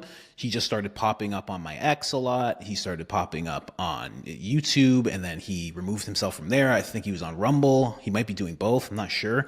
But when I would hear him talk, I was like, oh, this is like real solid journalism. Like, he's like a Matt Taibbi type. He's like a Michael Schellenberger type. Like, he does his research, and he's very open about, the establishment being an issue and not being afraid to call it out. Yeah, I've always liked him. I used a clip of his once, and he tried to copyright strike me, so I don't like that. But other than that, I think he's a solid dude. Yeah, he's definitely interesting. I'm not like a big Snowden supporter. Why are you not a Snowden supporter? Because he left, and then he also took Russian citizenship. And I think if you're going to protect Americans, you got to do it on our soil, no matter what the costs are, especially if you're going to take extraordinary action like that. And then also, he made it a lot worse for us. Government started to develop digital forms of digital repression, and those have become extreme at this point. The amount of digital surveillance is off the chain, and he obviously made that worse because he highlighted how the information systems could be manipulated to extract government secrets. You got to remember, this guy was working at Booz Allen Hamilton. Okay, Yeah. it's like 85 or 90% of Booz's revenue is federal contract in Washington. And then what? He went from Booz to the NSA, and he figured out the NSA was grimy after the fact. Please. Such bullshit. Honestly, Okay. I don't fuck with Okay. him like that. I don't fuck with Okay. Snowden. And then I plus know. he defects. He goes to China and then Russia. If you're about it, come back. And also on top of that, he made it so much worse for us. So I don't Snowden is, he's not on my Yeah. favorite person's list. Yeah. Yeah. I mean, when I first learned of what he did or what he came forward with, I liked it, but the thing I found odd, and this is me again, this is like conspiracy land, tinfoil land. I call it my Let's go. tinfoil Speedo. I like to put on my tinfoil Speedo, but all Let's of a go. sudden, years later, he still has information for us. And I was like, how do you still have information for Bro. us? You're just like in Russia in a room. Like, how do you know. still have information for us? Why didn't you tell us this 10 years ago? You still have stuff. Like how? Where? Like what's it coming from? Is it coming from like are Russian people telling you this? Like how are you doing this? You can't be doing anything like covert in Russia with Russia knowing who you are. Like they're not just allowing you to just be like in some secret world. I don't I'm sure know. they do. I'm sure Russia does. I'm sure Russia's been using him as a source of information since. Well, I was gonna say he would have to be working alongside them. Like they're not gonna let him just do things independently. It would be either very watched over or, useful idiot type of thing. I mean, it depends. He's such a high-profile person that they wouldn't want to do anything bad to him because, Of again, he course. defected from the United States, so he's an icon in that regard. Yeah. So it sounds like he's lived a pretty good life unobstructed by the government or law enforcement there. Yeah. That's an interesting thing to me. But yeah, Glenn Greenwald, do you still appreciate his journalism? That's the question that a lot of people are popping up with after seeing this video. And if you don't know, for people at home, the video was kind of some dominatrix type stuff. And, I don't want to get into it, but it was, he was dressed in a certain way and it was odd. And he sent somebody like 10,000 of whatever dollars they use in Brazil. And he referred to himself as a white slave and it was weird. Okay. Go ahead. I mean, I don't judge people for their practices. I think the judgment about sex is just a reflection of how chaste we are in America. And so, like, his practices don't got nothing to do with his work. But again, like, I don't really lift journalists up to begin with. So there isn't really a journalist that I would say, like, oh my God, I love them. No? So then what, like, cause you are, I would call you a journalist. Like when I first saw you, I'm like, this is a journalist. So is there people are going to do that, but I'm a technologist. So you don't maybe consider a former, yourself but a again, a journalist? politician. I mean, You don't consider yourself one? I mean, I'm doing research in like a qualitatively structured manner and also analysis, which is not journalism. Journalism is weaving narratives to kind of get people excited about an idea. And my personality is pretty dry on camera. So, people are going to call me a journalist and I'm going to be wearing media badges at certain events. But, I don't necessarily like think of myself as a narrative weaver or like trying to tell really cool stories and publish a book. Like Ann Applebaum or whatever her name is. She published a book called Authoritarian Inc. or something like that. Okay. She writes for The Atlantic, which is a publication that is like at the bottom of my list. True.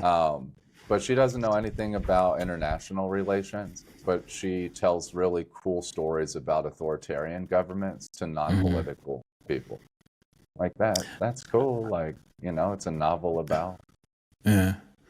True. That's not me. True. I'm not trying to spin novels.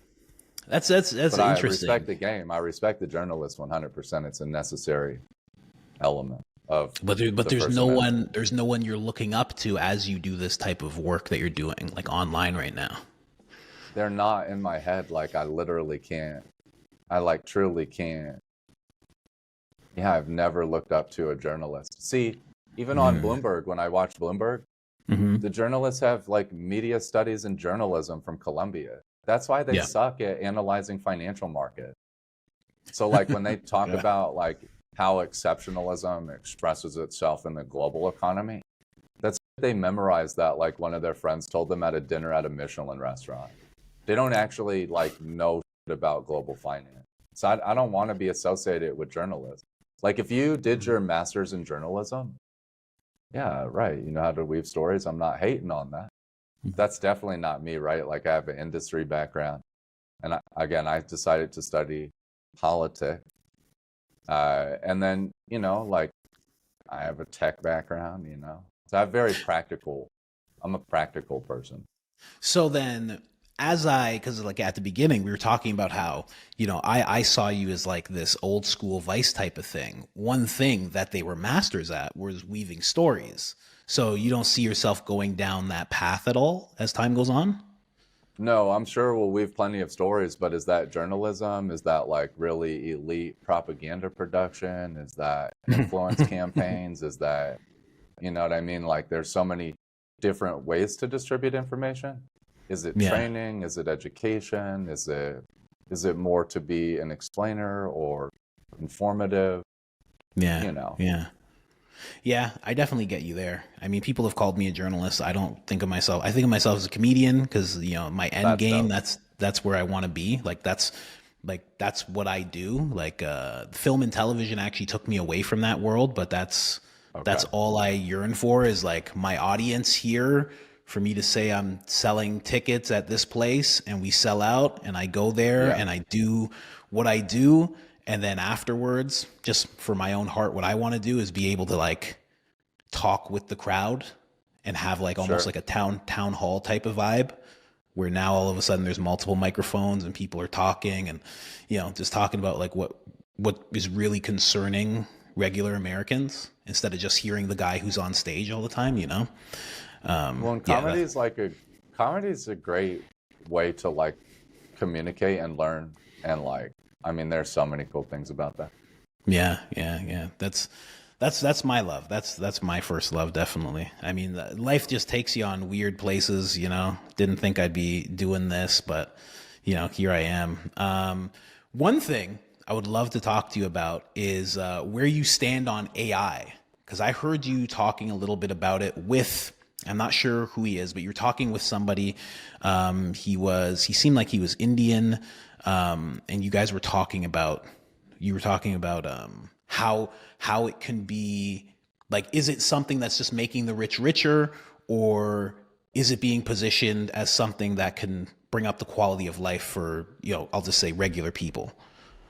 Oh, that was probably Byron Sigjo Lopez, who is There we an go. alderman in That's exactly. Chicago. Yes. And obviously he was putting the idea forward that tech just makes the rich richer. But what I was talking about is that the a lot of the labor and union politics, all their policy proclamations and the way that they engage with the public is literally structured in the fourth industrial wave, which was taking human movement and making it mechanical. So like our Okay. physical repetitive movement, right? We put that into a machine and we automated it that way in the machine. Yes. And the issue I'm having with this focus on the fourth wave of industry is that now we're taking intellectual processes and we're bundling them into computer systems. And that, to me, this is the fifth industrial wave. So like we're Okay. not automating physical movement anymore. We're literally automating intellectual movement, if you want to call it that, right? Like in AI, Yes. you have neural networks, which are supposed to emulate the idea of the way the brain coordinates with other parts of the brain. Yes. Um, so I think that, I mean, artificial intelligence is going to continue to be disruptive. I just think that it's going to be worse than people are aware of, for a Yes. larger part of society than gets discussed. And the Silicon Valley tech industry calls this doomerism. But that's literally just putting AI thinking on a binary of like boomer versus doomer or whatever they call it. Doomers Yes. say Yes. AI is bad, boomers say it's great, let's go into hypergrowth. Both of those perspectives are too extreme for my taste. This is why I don't listen to Schellenberger, because he's like, technology solves all problems. That's an ideological bent. Okay, and I don't mess with that because it's not true and it's extreme. Accelerationism is another way to call it. Mm-hmm. So I just think that it would be easier to work with artificial intelligence if we could talk honestly with the tech company. And I agree. I don't think that's going to happen anytime soon. Yeah, I don't think that's happening at all. I think, Sam Altman famously said, oh, people will figure it out. People are really creative, so when it comes to all the jobs going, he's like, they're going to figure it out. And it's like, shouldn't you figure that out before you potentially take away like 1 billion jobs or something like that? Right. You know? When the labor market goes through these cycles where people's skills no longer become relevant, most of the time they don't figure it out and they're not able to reskill. And so they end up, if they do find work after an extended period of unemployment, they find it at like maybe 1/3 of their previous earnings. Mm-hmm. Yeah. This happens to even the most technical or the least technical. So what I've been talking to labor about, which a lot of the labor folks still think maybe I'm a little crazy. Why is that? I get the focus on blue collar. I do. I do think blue collar is going to, some of it is going to be around for a very long time, but it has consolidated. We've lost a lot of blue collar labor. Look at the industrial sector, right? Mm-hmm. We use robots to put cars together. But I do think there's True. a new knowledge worker, blue collar person that's coming. And yes, that's what you were talking about in the video. I found that very interesting. And people just maybe they never considered a call center blue collar, but it does look like blue collar in a lot of ways because it is extremely repetitive. Yeah. And it keeps you locked in position at a specific site. You don't have a lot of flexibility, and there's a constant wage pressure that is pushing your wage down. This is why the unions feel that they need to organize their collective, because there's no natural economic justification for increasing their wage, so they have to make these synthetic arguments for increasing their wage. But we're seeing call centers be eradicated by computer systems. I just think that if you talk to people at Microsoft or OpenAI, one of the key markets that they're going to disrupt labor in is broad parts of Latin America. And one of the ways that I kind of thought that they might set the labor up is they deploy a device. That's what they call egalitarianism. And that device brings people onto the economy that couldn't previously access it. They call that democratization. And then that device is going to become the intermediary. OpenAI will become the intermediary between this low-skilled knowledge work and the labor market in Latin America. Just like how LinkedIn intermediates the labor market in a very dark way that never gets discussed, and LinkedIn was obviously acquired by Microsoft. So it's not like Microsoft doesn't know how to embed the labor market into its technology. And they also have artificial intelligence. They have cloud infrastructure. They do a lot of great things at Microsoft. So I think the kind of convergence of the labor market and language models is the aim of Microsoft, OpenAI, maybe Google, except I don't really know that Google has the tooling. Maybe OpenAI is a little bit more nimble than all of them. And then Microsoft maybe has a head start because it has LinkedIn. But I could just imagine a world where they send you the device, you log on to the device, and you sustain yourself economically from the device. They already did it with these computers. We can do really high-skilled things on the computer. We can run very advanced applications. Then we have cloud infrastructure, so we can run advanced applications far away from us. We can run some advanced applications on the device, but they want the application not to be like servers and desktops. They want it to be our brain.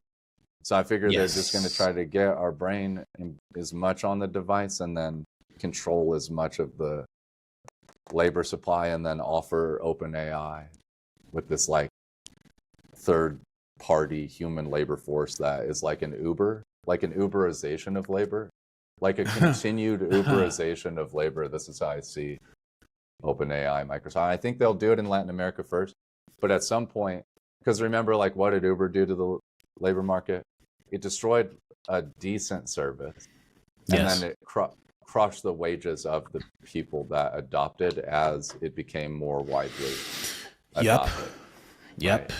That's And it didn't definitely, outpace I felt inflation. it. I definitely Yeah. felt it. And this is literally Uber's contribution to our society, is to destroy our labor market and commoditize it and centralize it in the Bay Area. That's what the tech scene does with labor.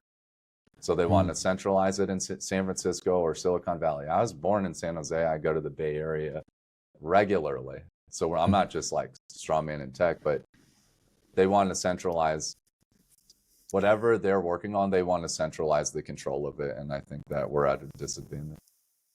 So you think that is going to bring about a new type of worker where Yeah, they're going to be working off of a device, and this device is going to be like a phone, or it's going to be like a Neuralink, or it could be a combination, which is why I don't appreciate like the human technology integration, human computer, like the human computer interaction is what we're doing right now. But soon it'll be like embedded in our sensors and like. Yeah. I'm not going for it myself. Yeah, I definitely like feel it. you on that. And one of the key people that is working to expand these kind of chips in our bodies is Elon Musk. Now, I don't really like Elon Musk to begin with, but I definitely couldn't imagine like having a technology company have that much influence on my physical body, because it's connected to an algorithm. Yep. So It would what have are to they gonna be. do? Yeah. How far does that go? I've brought that up a lot. I always talk about, because Doge has come about, but like when I first started this channel, I was just like, I'm like, look at what he's doing. Like he's acquired X. X is going to be where the people who don't speak, Neuralink people, that's going to be their hub. That's where they're going to go.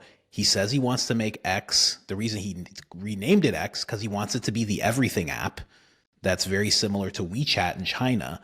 So it's like, Right. it seems like all these things are converging, and it's like, it could just turn into this full scale headlock of society, everybody who joins up. Right. And the thing is that when it comes to Elon Musk, he says that right now Neuralink is just for the blind and it's just for the paraplegics and everything. And I love the work that they're doing for those people. I think it's amazing that those people feel like reinvigorated, but it's going to be a regular guy soon. Like soon enough, 100%. A regular guy is going to be like, yeah, do it. It works. Yeah, do it. Do it now. 100%. And then after that happens, they'll buy it like hundreds. Tesla. Yeah, hundreds, thousands of people are going to do it. And it's like, what happens to those people? If you have a certain thought, does that thought get limited? You're having this thought, limited exposure on that thought. Right. Are you going to edit this thought? This thought is not good for blah, blah, blah. Are you going to edit this thought for us? Like it gets weird. And the point of the algorithm in the context of like social media is to manipulate attention. If we put it in the context of Amazon, it's to drive purchasing behavior. Who the fuck would want that installed inside of their body? Black Mirror. Yeah. They did a good episode on installing a computer system in your body. It'll be $600 extra a month to be ad free. And if you don't, if you cancel the subscription, the person dies. Like, oh God. Yeah. Oh my God.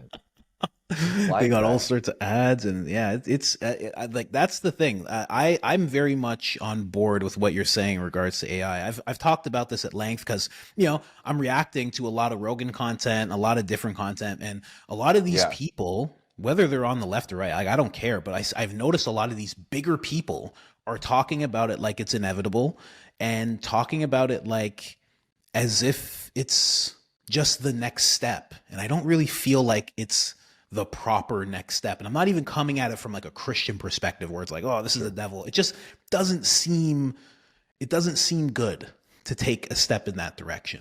I don't feel like it's a proper evolution, like going from Neanderthal to Homo sapien. Like I don't feel like it's on that chart.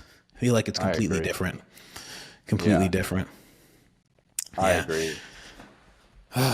Yeah, it's a sad thing because a lot of people are going to do it. I hope you're not on board. I hope you. I'm not. Hope I see you on the commune that they all force us into.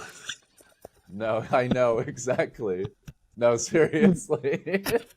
It'll be like underground and with fake lighting, and Yeah, exactly. they'll just project the outside through the mirror to it. Yeah. The deplorables. That's what it'll be. We'll just be down there. But yeah. Yeah. So I have other things, but like you're always you were talking, like as we were going on our back and forth, you were talking about focusing on the issues. What do you feel like the most pressing issue going on today is that's not being talked about? Oh, that is a good question. Hmm.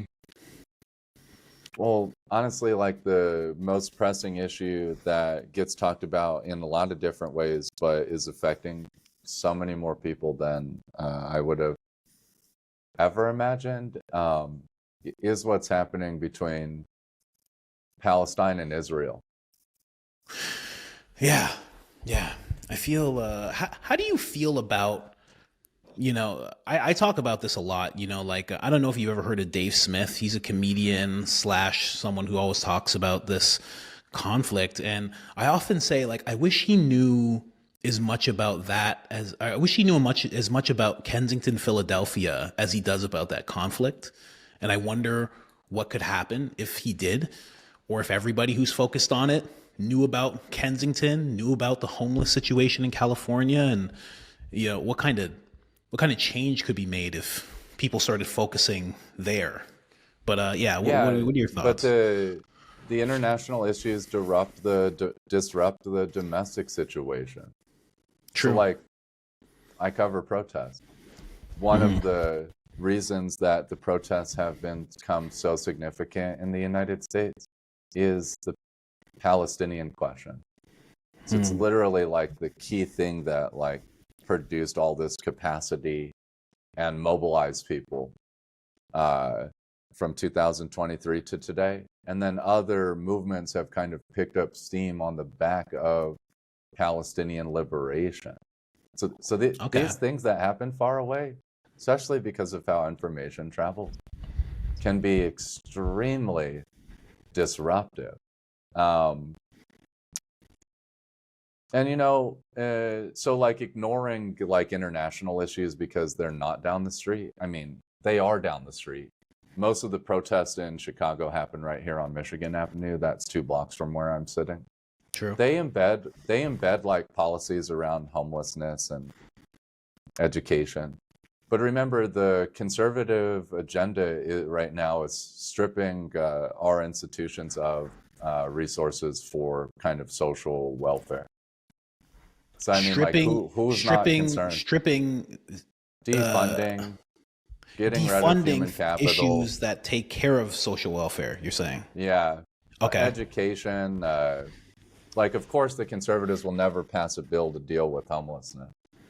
But getting rid of education programs, modifying the Pell Grant, which I mean that it's gonna have implications because the school is already extremely expensive. I mean, we're like looking at modifying Social Security. Like we live in a country where we're going through a period where we're deprioritizing the welfare of man. So, I mean, does that have anything to do with Palestine and Gaza? I don't know. Does it? Because we're shipping a lot of weapon systems over there. I was at a talk with Jake True. Sullivan earlier last week. Jake Okay. Sullivan was the national security advisor for the Biden administration. I asked a question, which was the most popular question on the board. The moderator was Ivo Dalder. He was the former U.S. ambassador to NATO.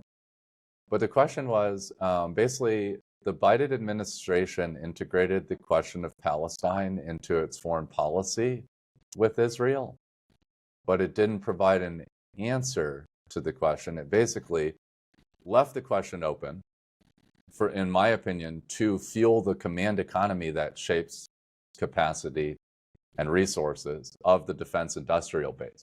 One of the key proclamations and priorities for the Biden administration was to improve our defense industrial capacity. So one of the solutions for them would be to increase production, but not necessarily to increase innovation or automation. Increase production where? Like in what sense? Right. So like in this specific policy, it was to increase the production of weapon systems, right? Okay. That could be all the way from like APCs in Wisconsin. Those are produced by Oshkosh, you know? That could be over to like certain components for bombs that are produced by a number of vendors and then put together by Boeing or Raytheon or Leidos.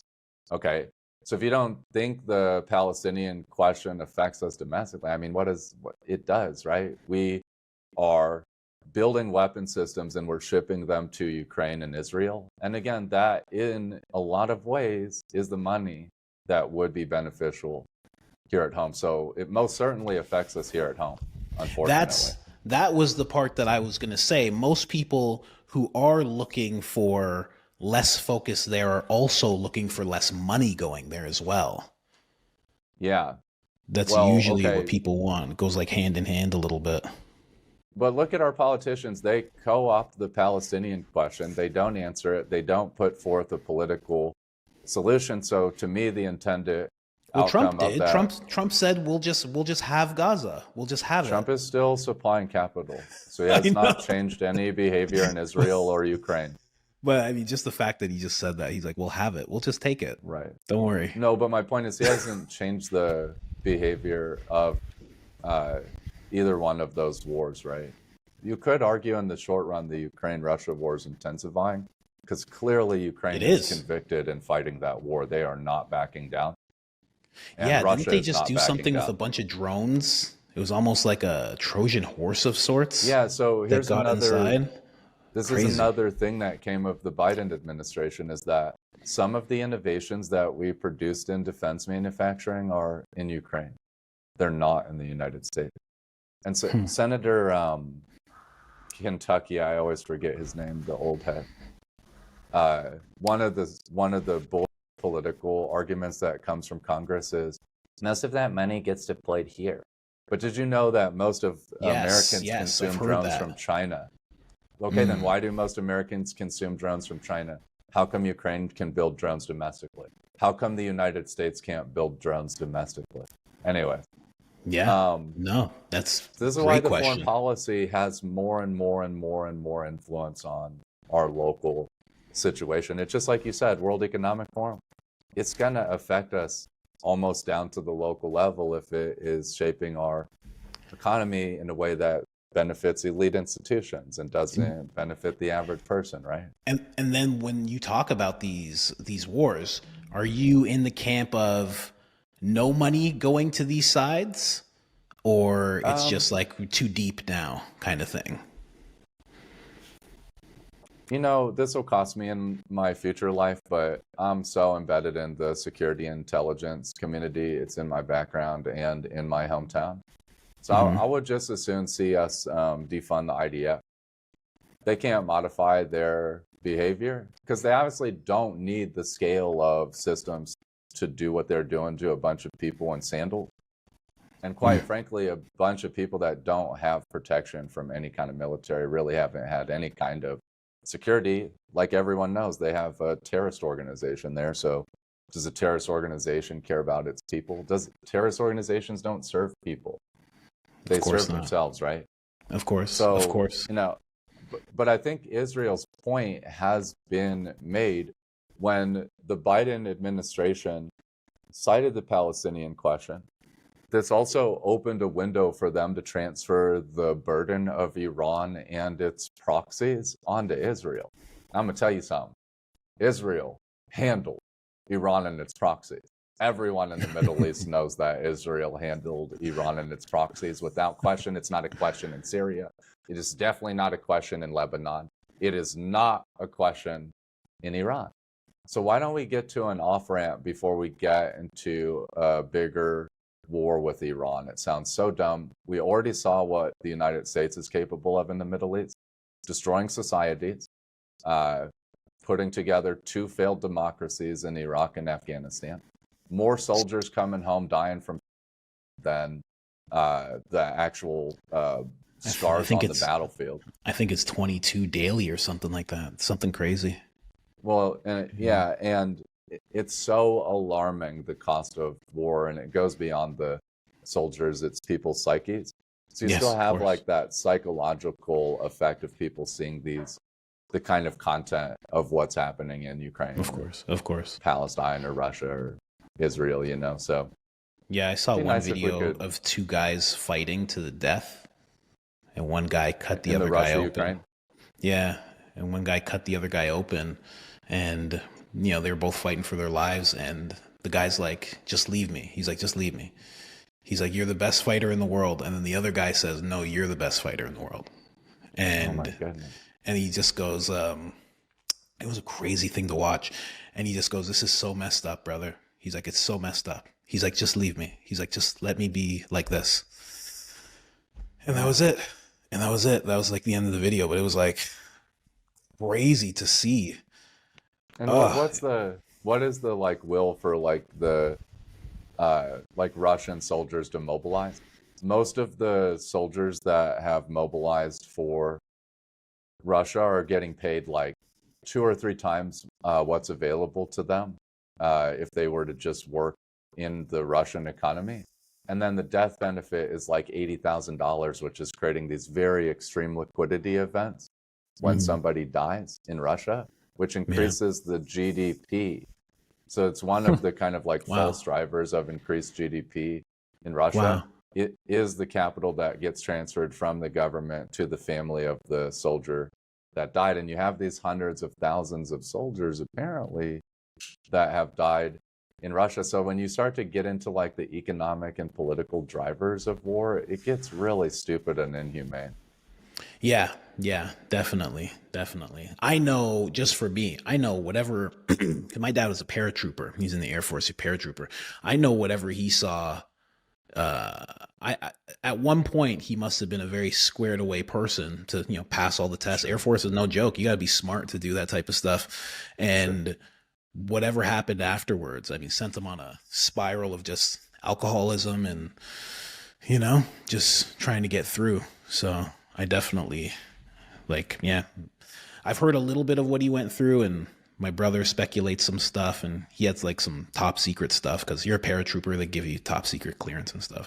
You have to do different things. It's not just dropping down the war. It's like dropping down to whatever they tell you and doing whatever they tell you. So yeah, something that he saw or went through or did messed him up pretty bad. Definitely. Yeah. And the military is like another issue right now. There's always been issues with discrimination in the military. We can look at all these different vectors of that. But the discrimination in the military, like the military is having its worst recruiting years, like almost in its entire existence. The recruiting numbers are abysmal. And at the same time, the military is forcing people out on the grounds of sex and gender. Yeah. That kind of discrimination is appalling to me. Is it, when you say sex and gender, is this trans issues that are coming into play, sex or just like sex and gender? Okay. Trans is sex. But you know, it's also women. It's been gay. Gay has been a question for a long time before trans. That's what I was questioning, whether you're talking about that. I know women. But sex issues in the military didn't start with trans. I just want to make sure that's clear. Yeah, obviously. No, well, it started with gay. That's why I brought it up. It might have started with women. True. Probably because they had the don't ask, don't tell thing for a while. Until 2016, Or 15. Yeah. True. So, I heard Pete say no women in combat situations or something like that. I don't know if he's moving on it, but I'm pretty sure I heard him say that in one of his recent speeches. View. Yeah, well, I mean, it's funny because his colleague Tulsi, I mean, she wasn't directly in combat, but yeah, it's just funny that she served, and you'd think you'd look at her and be like, there could be more like her. She seems pretty squared away, in regards to serving her country and everything. Seemed like it benefited her Right. a lot. So But I don't know. discrimination in the military is so off the chain right now. And I also don't think people get there are generals that are trans. People have been taking orders from them for a long time. It's against the law not to take orders in the military, right? You don't want to be Yeah, sent of to course. Leavenworth. Yeah, no, no, So no. Yeah, people have yeah. been taking the orders and respecting the chain of command with trans people integrated into certain parts of the leadership structure. So, again, regulating people's practices is draconian. And then But also how asking people to far surrender their employment based off of their sex and gender. how It's far appalling. those generals go? Are they like What do you surgery mean, to how that far does extent, a or general go? no, no, no, no? How They're at far the top does of the no, no, no, military. no, no. Come on, I know the generals. I'm talking about their They're actual openly transgender. They've transitioned. Their whole identity they've has done the transitioned. surgeries and everything. Because I think I don't know why you're making these faces. We're just having a conversation here, but I I think a know, lot but of this the is the arguments. issue with the conversation. Well, I mean, There's you been still have to thousands of surgeries. you have to ask questions in conversation. That's just the way it works, right? Like Right. that's how But I we get know to know people where have you're been at. doing the surgeries because the State Department and the Department of Defense have said that they don't want to provide those surgeries anymore. And the Trump administration put an executive order banning that type of medical care from Well, the I VA was benefit and the active duty insurance didn't know plans, that from the whatever that is. VA benefit. Didn't know that. So I think the argument has been that a lot of these people in combat situations are going to need medication. Now, I will say, Oh I my guess, God, yeah, I will say, that's such a weak I argument. don't know. I don't know about that. I take medication for my testosterone, and it's pretty easy to have it and just take it because my testosterone was like pretty much just like off. It was like something happened. It was from They want to chronic stress neglect the of soldiers. things. Well, hold on. I just saying like it was from like chronic stress of like almost my pituitary like shutting down, but it wasn't quite shut down. So now there's something I take to like make the connection between scientific sense, my balls and my brain, um, to start connecting and like making the testosterone. But Sure. when I first heard that about the medications, I was like, oh, okay, so like it's a little cumbersome, et cetera, et cetera. But now that I've been on it, I'm like, you kind of just have it with you. The same way you could have a frag with you, the same way you can have water with you. You just kind of have it with you and you just take it whenever you need to take it. So, Plus, you guys know, take in the field. I don't understand. There's so well, many recreational that get used in the field. of This is course, known. of This ain't no course. secret. Ask any active duty member about certain strands of that you can only get in Afghanistan or Yemen or Mm, Iraq. Like half of yeah, them have tried it. So guys already take in the field. Like this is it's that like crazy. delusional part of the kind of like Yeah, conservative that's a sad culture one. that I had to reject because it's Well, like I why are mean, we you say conservative. bullshitting? I feel like many liberals don't even know about this because it gets No, I into the mean the aspect of conservatives don't want to war, talk about. They don't want to talk about sex. They don't want drugs to in use the them. military. Yeah. Well, Yeah, and just yeah, in yeah, daily life, right? Like at the church, we got to yeah. protect. Yeah. True I'm just enough. saying. It's interesting. I mean, yeah, you definitely hear about Afghanistan and everything there, and it's not just the H, but it's also the weed as well. I mean, hash, but they're known for all their recreation type stuff. Yeah, it's a weird thing. But yeah, like I was on board with the whole argument of their medications getting in the way, and then I started taking some, and I'm like, this isn't like the craziest thing. Like I have it with me. I do it. Like if I went somewhere with you for 3 months, you wouldn't even know I was doing it. Sure. But you got to So remember, like, if I'm radical again, another area that I might be radical is on uh, how I think about the military. in what sense do you think it should be smaller, done away with? Like I, what? I have like a whole bunch of scientists, scholars, all these different people, all the support from the academic and scientific community And the only professor that did not write me a letter of recommendation for grad school was my professor that taught revolution and political violence in the national security organization and policymaking. Okay. And why was that? And obviously these classes have actually inspired some of the models and some of the research and some of the things I'm doing with media. Okay. Because he thought I was too radical on some of the issues that we're talking about in regards to the military. But who is he? He served. I appreciate everyone that served, right? Of course. Then, he worked in the consensus and did a lot of DoD work. But again, if they're so good and have such great solutions, why is the recruiting so sorry? Okay, why is Pete Hegseth the Secretary of Defense? Why are they struggling to put together a force that could actually defend us in the Pacific theater while they continue to escalate in the security competition with China? At some point, we have to ask these hard questions and solve these problems. Is when we talk about the numbers, because, and obviously we can parse this out, but you start hearing that numbers are up. So now when you hear numbers are up, I was going to say, when you hear numbers are up, it doesn't mean that it's up 90%. There's thousands of people, just fields of people looking to sign up. It could have already been abysmal, and then it goes up 0.5%. And they're like, numbers are up. That could have easily been the case. I don't actually know, but do you think that it's so abysmal because of the way that things have been? And also, could these numbers be affected by all the people that they're kicking out? Does that come into play at all? I'm sure that they look at churn, at attrition. All organizations look at the attrition of their human capital, and they're going through a period of forced attrition all across the bureaucracy, all across the government, not just the military. Yes. But again, they can say the numbers are up all they want. Everyone knows that we're not prepared to fight a war with China. And that you think so? What makes you feel like we're not prepared for what makes you feel that way? Security agenda, not me, the military leadership. This is why they're changing the shape and structure of the force. They're not going to go through forced attrition in wartime. You make the adjustments during peace.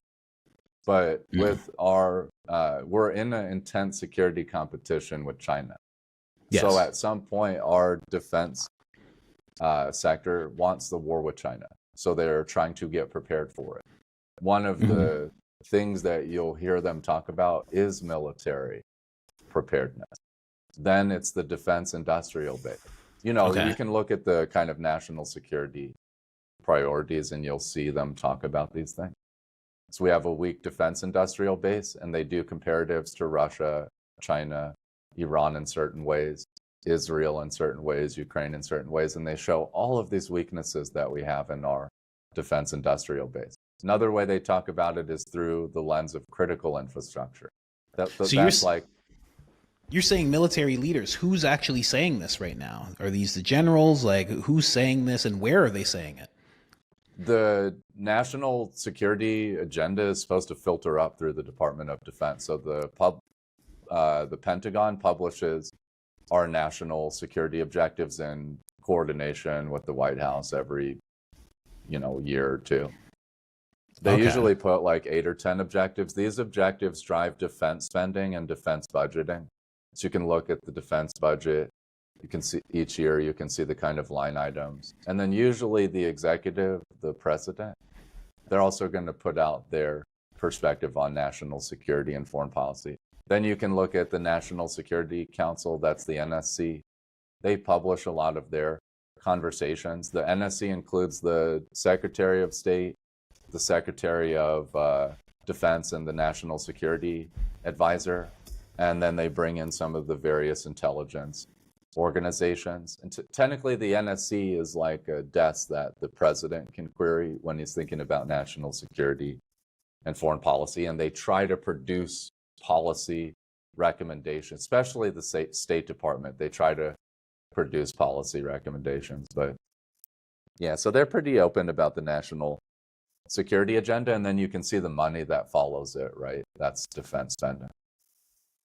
So you can find out all of this stuff just via their websites, basically, where they put their stuff Our out. government's nice about it. Our government's pretty nice about it because part of the solutions for critical infrastructure have to be developed in collaboration with the private sector. A lot of the technological innovation that we're going to need for different kinds of weapon systems or space exploration or network infrastructure, satellites, etc. It's developed in the private sector. And then, and then the research on the universities. Some of the universities do more national security focused research than others, but you do have to have scientists to build satellites, rocket ships, network infrastructure. So now, what is the main thing that they are saying that makes them believe that America is not prepared for war with China? One obvious thing is that Russia can produce bombs and missiles like 10 times faster than that. Really? It might be 12 or 15 times faster. War on the Rocks does a lot of military analysis. I like foreign policy and national security better, but I do cross over into the military occasionally. But okay, so Russia produces bombs and missiles much faster than us. Our bullet production, which I know people that work in one of our bullet factories, it's off of I-70 outside of Kansas City. Okay. It is not the kind of system that you would want to depend on in this kind of like asymmetric hybrid warfare environment. So we still put money into producing extremely large volumes of bullets, most of which we have to supply to security partners. But, we haven't tried to move that over into like, oh, how do we build these and assemble these missiles faster? Again, drones. Iran is one of the best producers of military drones. They supply those drones to Russia. Ukraine gets capital from the United States. It builds drones domestically. China is the global supplier of drones. Many of those drones are throughout the world. DJI. Yes. I have a DJI drone. DJI is a Chinese company. I have a DJI drone in the other room. It's a Chinese company. Yeah. It's not an American company, so we have all these Chinese hardware. This is considered a national security threat in the current way that security competition between China and the United States is going. It's like, we're consuming their technology, we're assembling our systems there. That means we don't produce them here. It means that we have some vulnerabilities when it comes to our supply chain. This is why Taiwan is such like a big part of the conversation. They're building the computer chips that are in my monitor and my laptop, but we don't build those here. So that's one of the issues that gets discussed. So then what would it be? It would be supply chain would be the most pressing issue that's making it so America's not prepared? It's blended. Okay. It's supply chain, it's critical infrastructure, it's the resilience of our infrastructure to deal with cyber threats and cyber attacks, which you're seeing like some of them are taking down Verizon, or they're taking down like a super regional set of gas stations. So I never agree with the sentiment. I hate when people say it when they're talking about getting prepared or, a race to something. And, Maxine Waters once said, we have to do a social credit score system because China has one. We have to compete with China. And, I always hate hearing stuff like that. But do you think that what was done in regards to getting rid of so many trans people was trying to keep up with China? I only say that because I didn't know about this with regards to China, because China, I'm guessing, probably doesn't tolerate that type of stuff in their armed forces. Yeah, but they got a bunch of candy in their military. They haven't even fought urban war. They've never fought urban war, and they haven't fought war since World War II. Okay, bro? So like, we do got to be honest in this conversation, right? I'm like, you and I, we have family history in the military, okay? Our people go to war. The Chinese haven't been to war since before World War II. I'm not trying to hate. The Chinese got dominated by the Japanese before World War II ended in a terrible way, right? The Americans dropped a nuclear device. Mm-hmm. Here's what I'm saying. When the national security, this is why my professor wouldn't give me a recommendation. the national security apparatus or structure, it comes up with a rhetorical way of creating threats. So perceived or real, it does not matter. The idea of like creating that threat is that at some point, the policy makers will recognize the threat and escalate it to the most pressing issue. They call this securitization, okay? Very Bayesian. Okay. When you want to shape the national security priority or agenda, you got to paint threats. So the idea that we're actually, I like what you said, the idea we're actually in the competition with China, who knows? But the idea that our White House has engaged in competition with China based on its policies and the way that it talks about if it would drop bombs in China, if China took Taiwan, that's going to have real implications. Changing the structure of the military is one part of, being prepared for war. But there are other things, again, like I said, that you would do, like try to improve the defense industrial base, deal with cyber threats, deal with issues with critical infrastructure, So again, it's a holistic situation, but I do think we've had better military planners. As like the Secretary of Defense, I think we've had executives that have a better understanding of the military or have more respect for expertise in the military. I do think we've like had administrations that have maybe taken a bigger picture look. They don't just like issue random executive orders that discriminate against people. And again, if you want Southern whites to join your military, which that's what you've been had as Southern whites and Southern blacks, you ain't making it attractive to them getting rid of trans people. Why don't you change your program and modernize it and make it more interesting, and then maybe it'll become more attractive. But isn't that exactly what would correlate if you got rid of the trans people? You stopped having Southern whites aren't abstaining from the military because of trans. You stopped having the transgender, not even transgender, the drag queen guy who was the recruiter for the Navy. You stopped having that go on. Wouldn't that then make it more appetizing again for the Southern whites? I like how we're referring to them as the Southern whites. We froze for a second. Yeah, you're good. Can you hear me? You're back. Yeah. Would it make it more appetizing? Okay. Can you see me? It did. Can you hear me? Can you see me? Yeah, I can see you. Okay, cool. So mine's still recording. Yours is still recording. Okay. Yeah, terrible occurrences with this whole thing. Man. So where exactly were we just now? We were talking about military. The Southern whites. Yeah, and black. Yeah. And some Latinos and some Dominicans and some Cubans and some Puerto Ricans. Yeah. I'm not trying to say the military is just black and white, but black and white Americans from the South have been fighting in wars together. Of course. For the longest period, right? Of course. So the idea was, with changing some of the norms around sex and gender, would that make the military more attractive? Mm-hmm. And my answer is that the military became unattractive because we watched our friends either die in these wars that we know make no sense. True. Like Colin Powell justified the Iraq war off of weapons of mass destruction. Then they violated international law when they took Saddam Hussein out. There was no weapons of mass destruction. They acknowledged that. And our friends, our peers are like, bro, why would we fight for that? Mm-hmm. Like they knew there was no weapons of mass destruction and we stayed in Iraq for like 16 years. Yeah. Like, that's true. Like, Osama bin Laden's not from Afghanistan. And he's from Saudi. And we found him in Pakistan. Duh. Yeah. So what? We made up this like straw man about this threat of the Taliban, which is completely separate from Al Qaeda, and we had homeboys die there. Like, yo, y'all are out of your minds. Your foreign policy sucks.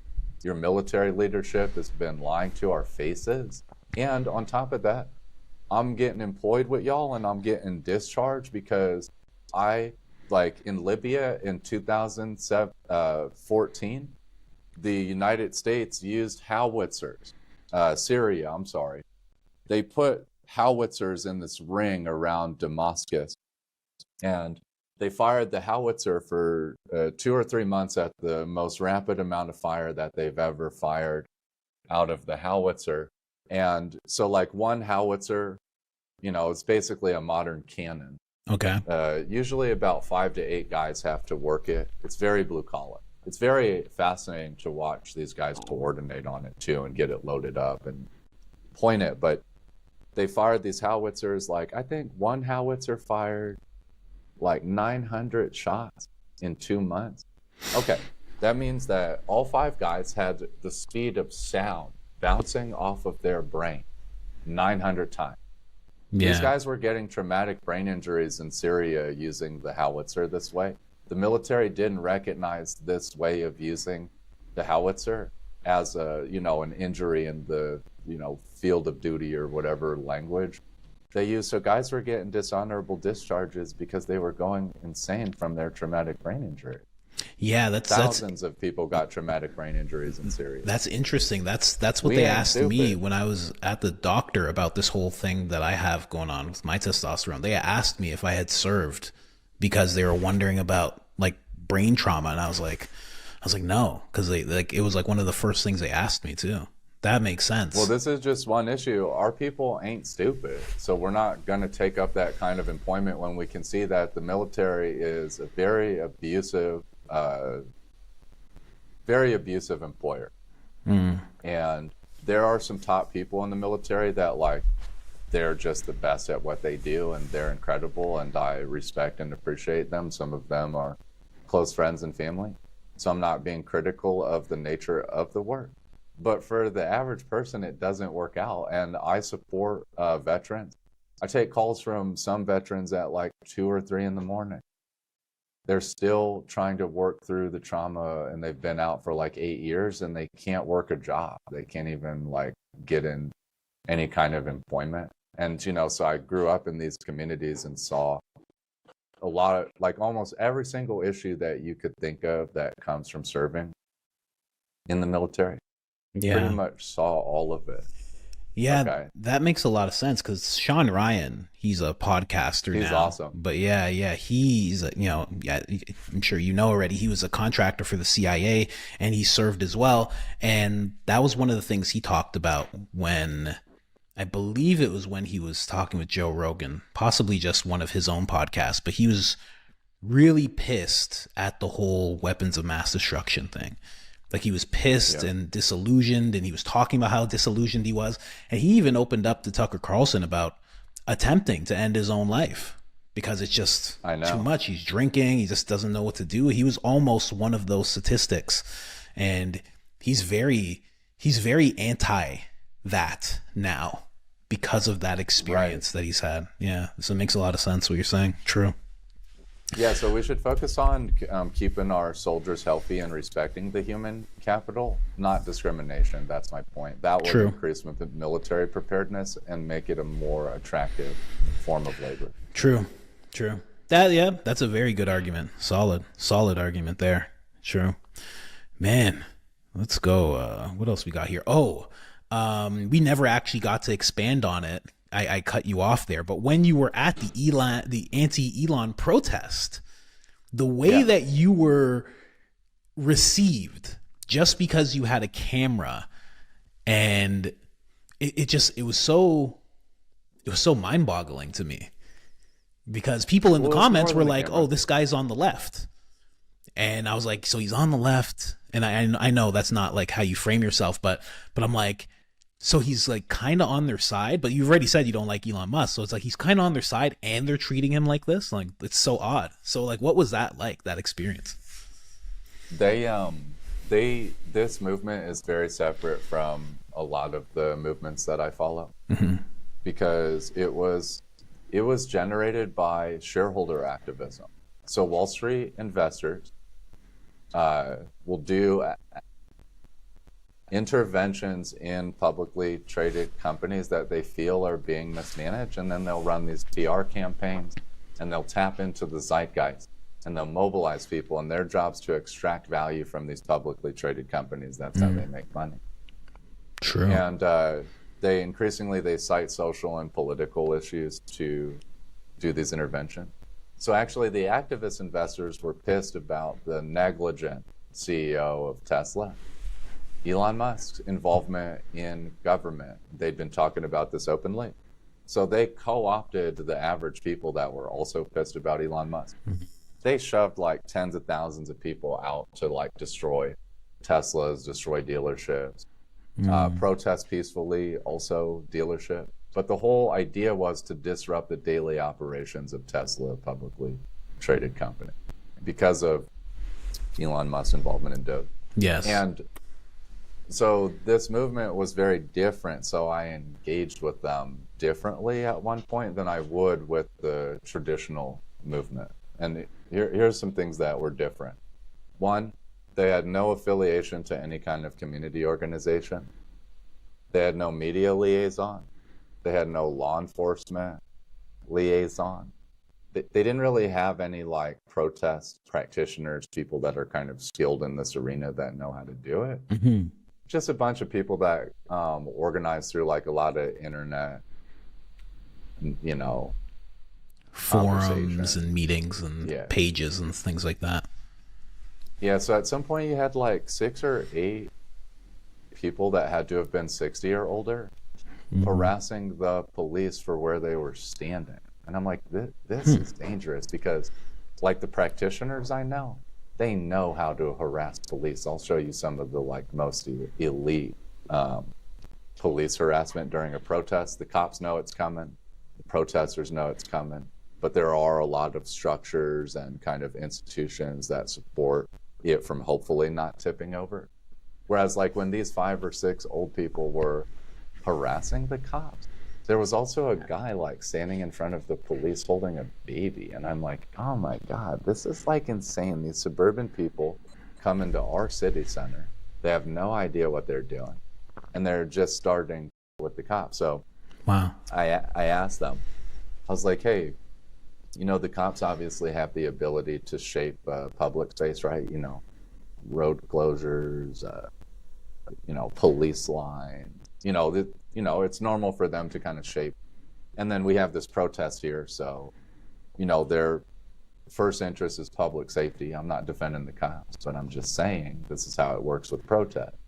So like, you know, what's the issue with the police standing here?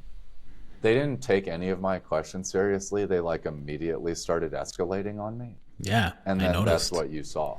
That's what you saw. You saw the escalation. Yeah, so you know that's their. Yeah, it was very weird. I noticed one guy even tried to start a chant on you. It was like he yelled something. Did, and it worked. Did it?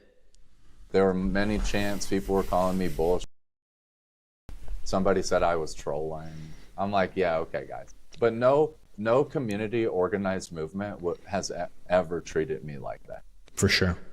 For sure not. For sure not. Now, this was just a bullshit movement. Their brains were stolen by Wall Street, and they don't even want to recognize that. I didn't even share that with them. Wow.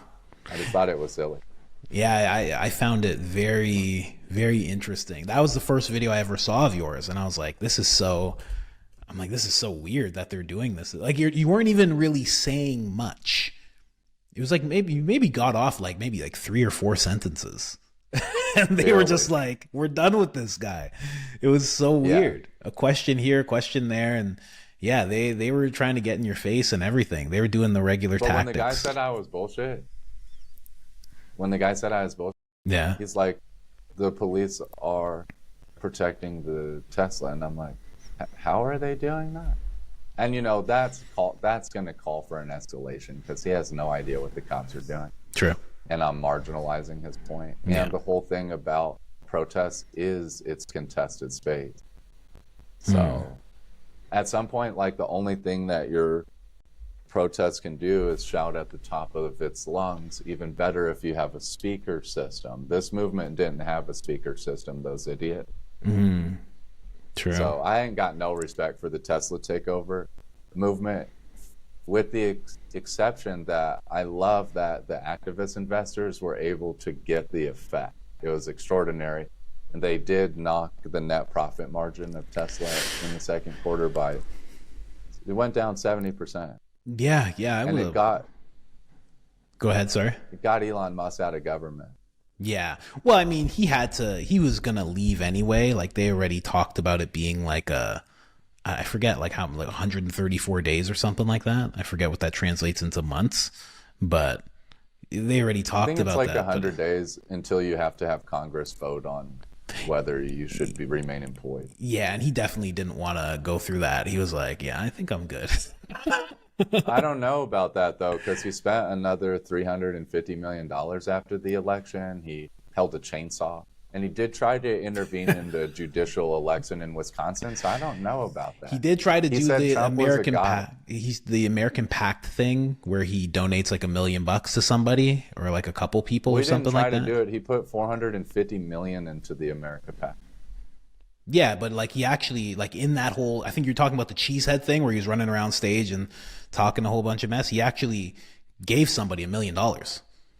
Like, Right, I know, but he spent $60 million on a local judicial election. That's all Yeah. I'm saying. Yeah, So yeah. like that level of intervention, he tried to support candidates in the UK, in Italy, in Germany, the AFD. Well, somebody called he him addressed somebody called him South the Africa. George Soros of the right, and he agreed. He was like, "Yeah, why not? There's a I don't George think Soros." so, because George Soros puts money into human rights, and I have not seen Well- Elon Musk put any money into human rights. George Soros, like, I mean, we could talk about that. I mean, into human rights Yeah, is. it's going to be the Davos straw man. But Well, I don't get know it, about bro. him and Davos. It's too and easy to do that. Any involvement there, but I mean, there are certain things, like I guess you could say human rights. Like I was following his money trail in terms of from him to the Open Society Foundation to the Tide Center to two organizations, one called Legal Palestine and the other called Students for Justice. Students for Justice has control of about 240 campuses nationwide, and Palestine. Influence on the campuses. Well- They don't have like leadership in these universities, right? Well, they You can form a student organization on the campus. yeah, something of those means. Like, So they're not the only one. It's a competitive environment. well, especially in the top 10 I don't know that. I'm universities. just talking about the paper trail. I'm not talking about how many there are. I'm just talking about the paper trail. Yeah, high So- net worths fund student organizations to express their politics. 100%. But I still campuses. have to talk about the paper trail that I found, and I don't know if this is. And this is one example. You could have 10 examples of actual human rights. This is just one example that I found odd because the people who were Antifa that were getting arrested on these campuses while these takeovers were happening in the name of Palestine, they got immediate legal protection or representation, let's say, by this Palestine legal. So it's almost like they were able to disrupt. They were able to do the things that they were doing. You definitely need your legal protection in place when you're doing and disruptive politics. But it wasn't theirs. It was the organizations, right? And so for Soros, Yeah, an organization Soros was supplies the funding legal so capacity. Soros was funding both the actual people who started this whole movement in taking over, Yes. and also the legal protection. So I'm glad you're seeing this. yes, 100%. I was This is how political competition works. I was following a paper trail because I'm like, is this real? Like, because people talk about it all the time, but for I'm like, sure. let's see the actual numbers. So he actually does give to that, and he also, through the Tide Center, has given to organizations that are not. A lot of people might be uncharitable and kind of say Hamas adjacent. I would just say they're people who support Hamas. Call that whatever you will. So they're supporting Right. Hamas. He's funding these protests to be happening. So I think there's probably like it's kind of like the case of USAID. Is everything they're doing terrible? No.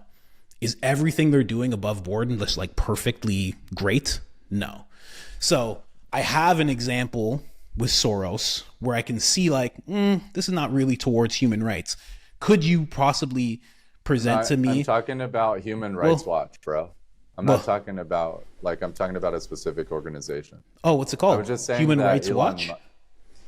Yeah, it's like the top auditor on planet Earth next to Amnesty International. And what do they do? But my point there is that Elon Musk doesn't supply capital to any type of like government auditing or only to like these little political interventions that he did where he expressed which candidate that he preferred. That's all I'm saying. Well, I mean, you're talking about that. I guess that, yeah, I had a misunderstanding. So I thought you I think actually Soros meant is, human rights, like he's funding yes, human human rights. rights. But you're talking Exactly. about an organization. Right. You need organizations, like you were saying earlier, right? You talked about putting money into NGOs. You have to put the money into an organization that has a mission that Hold on. is aligned with the outcome that you're looking for. But So my Human misunderstanding, Rights Watch is you were just NGO. You were saying human rights, the organization, Human Rights Watch. I thought you just meant he funds human rights in general, just like as a statement. Well, right. That's how you would do it, is you would fund the organizations that work on human rights issues. There's no general funding to human rights. There's no like human rights general account. Well, there's no human rights general account, but if you were all about human rights, you would go from place to place just figuring out who doesn't have rights or whose rights are being afflicted or who. Yeah, and that's what Human Rights Watch does, exactly. Same with Amnesty International. So now I guess we are going to the organization. You're kind of balancing between. What I'm saying between. is I wouldn't say that Elon's the Soros, because Elon only puts money into politics to try to influence electoral outcomes. Well, Soros does that too, but it's not on a lower level. No, I'm not saying he doesn't. Okay, I'm saying he influences politics in many ways. Okay, Soros not just electoral outcomes. Well, I mean, 100%. So I appreciate the funding that goes into human rights, even if I'm not a fan of Soros. It's basically he's like a young Soros. He's starting out. So it's like I don't think so. Well, I mean, he's only just started. I don't think he's going to go to human rights. Well, I think he's going to keep. I'm saying in the whole analogy of him being the Soros of the right, which was a joke. Just giving that premise of this whole thing before I get into it. Just I'm sure in people that, will be saying that. Just in that premise, of that joke, he's just starting out. So you're saying you don't think so, but it's like he could evolve and like start doing more and more and more. And I'm not even saying this is a good thing, because I don't think what George Soros is. I know, but you talk about Elon like we have no empirical evidence. I'm reflecting on empirical evidence. What do you mean? What do you mean empirical evidence? Like we can see how he spends his money. And I'm saying he's just starting out. You can't say I know what he's going to do based on what he's done. You can't say that. Right. That's literally like watching George Soros take money, take land and property with his godfather or uncle from the Jews in World War II and be like, this guy's Satan. He'll be so forever. But now you're saying you like what he does with human rights. It seems like he's a little bit evolved. I never made negative claims about Soros, so I'm not conflicting myself in the way that you just said. But I'm saying just talking about Soros and Elon. I don't think they're the same. I'm talking about their start off points.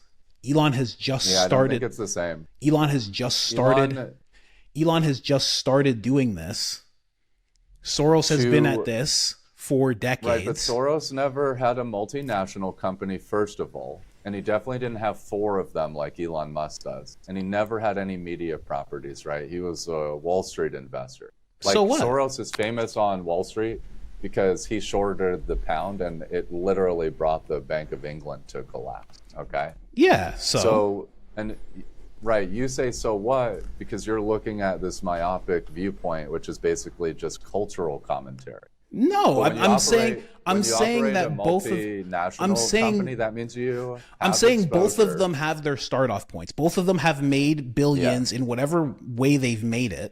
One has been doing things for decades to impact what he feels should be impacted. The other one has just started, and it's in this election, this cheesehead nonsense America PAC. The other one hasn't just started. The other one has been lobbying Washington for defense contracts for more than 15 years, okay? Well, and on top of that, the other one you're saying that he just George Soros. Hold on, George Soros is 93 years old. No, bro, he's been my point. Hold on. It. No, I'm not just ignoring it. I'm saying I'm just talking about start off points. You're saying he hasn't just started. It's been 15 years, and Soros has been doing it for almost 100. So in the context of two people, Soros isn't 100 years old. Well, he's 92. He's 92 years old. He's up there. No, I said that Elon Musk. So I'm didn't just saying, start. I'm just saying, He didn't just start influencing politics. and I'm saying one guy has been doing it for almost 100 years. The other guy has been doing it, again, we'll go to your point, 15 years. At their start off points. I know you don't like details. Like, typical commentator. What? You're a typical commentator. I get it. It's literally just for the sound bites. Well, I'm not. What? You're gonna get some great clips here too. Hold on. I don't. We're both going viral. First off, it's not about that because I don't do any clips. I post the episode, and that's it. That's all that happens. I'm not somebody that does clips and sound bites, and I just want to have a long form conversation. Obviously, who I'm inspired by is right here. So I'm not doing the whole gotcha sound bites and all that stuff. I don't have any of that in mind. If you want that, you can have that. I can give you a whole bunch of them if you wanted. But I'm not looking to do that. That's like that's not what I'm saying. So it's not I'm just trying to I'm focusing on what I was talking about. Which, again, I will bring up, was a joke.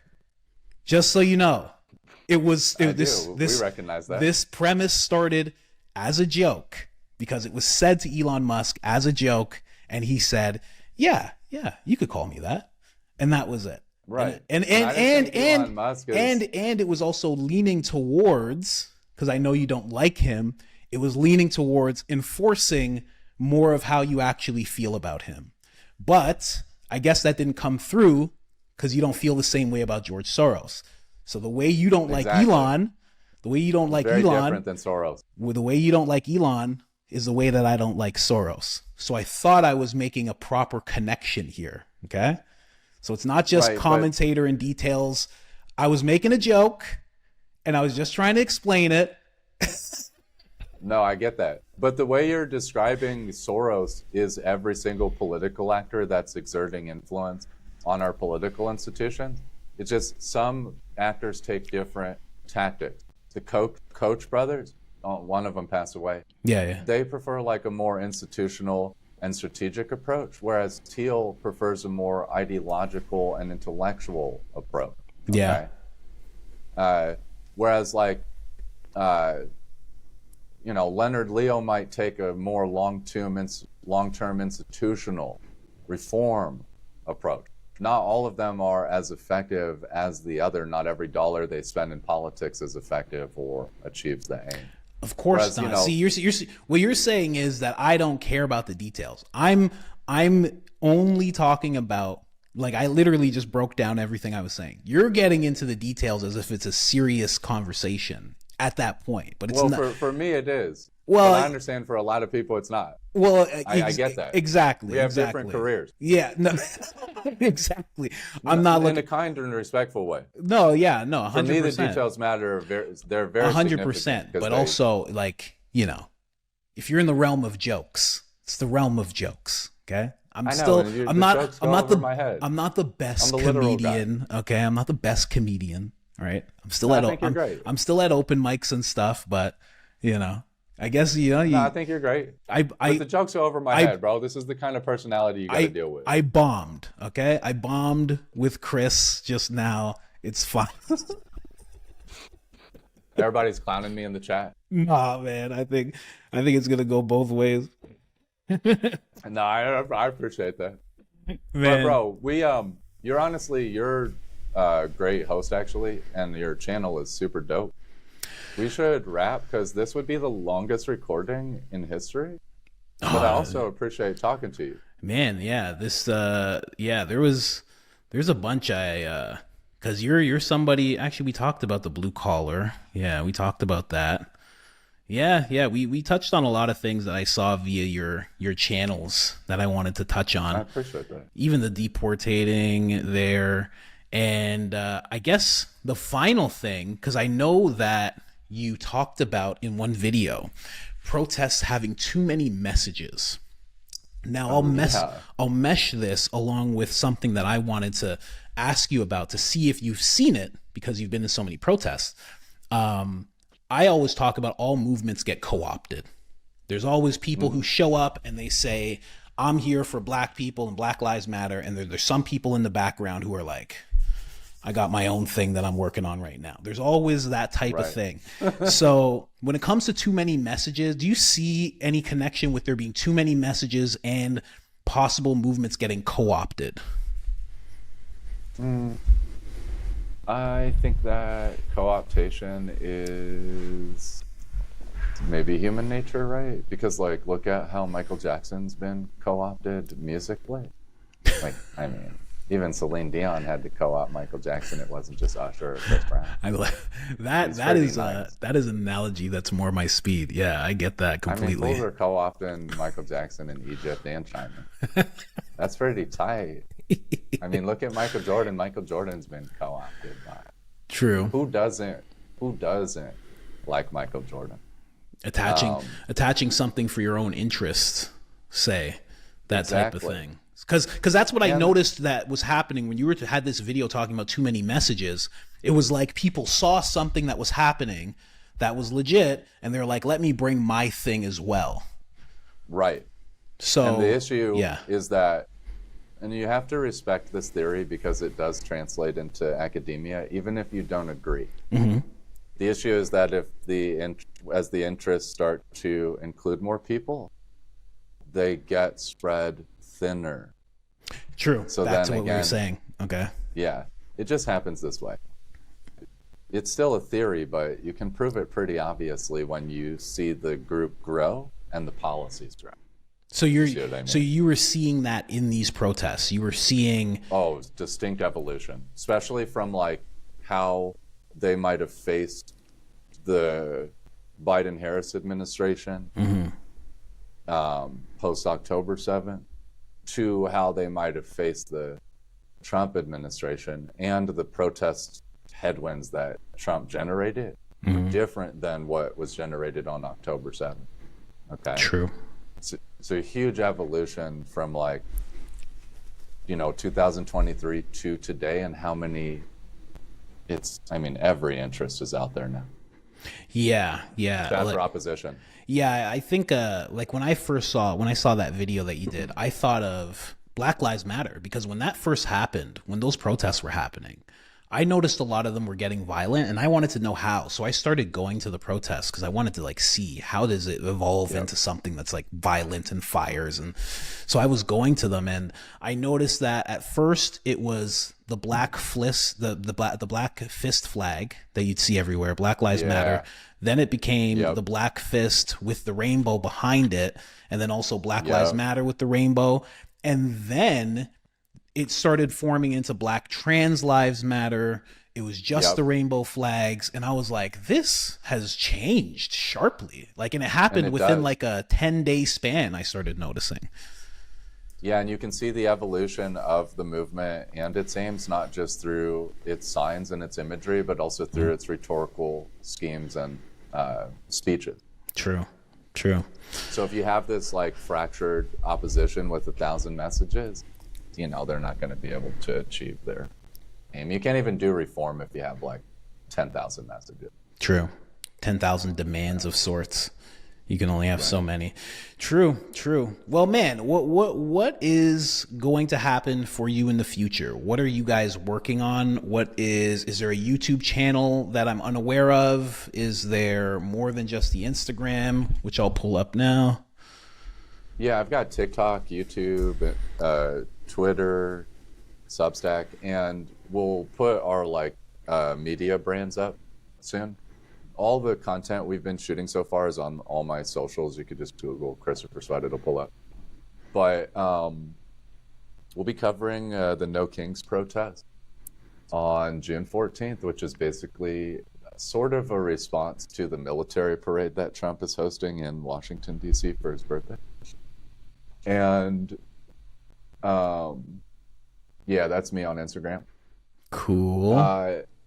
And then, I'll be just producing more analysis. We're trying to get our analytics up and running, and we're trying to do some really innovative stuff. So hopefully people will join us early and catch us as we come up. Cool, man. I'm glad I'm getting in early. You also have a Substack. Am I correct about that? 100%. Yeah, we definitely post quite a bit of content there as well. And what's that called? It was called a rant, Christopher Sweat, but we changed it to our media, Graystack Media. Graystack just Media. Rebranded it. Okay. Yeah, we okay. just rebranded it. Okay. We're working on launching the website for our think tank's called Sidonius, and our media joint's called Graystack Media, but we'll get that out there soon. Okay, so if people want to get in touch or just see your stuff, they just jump over to the socials, to the Substack, and hopefully the YouTube channel. Your stuff is good for YouTube, man. You should be on there already. Yeah, we need to put some more emphasis there. I feel like it takes focus.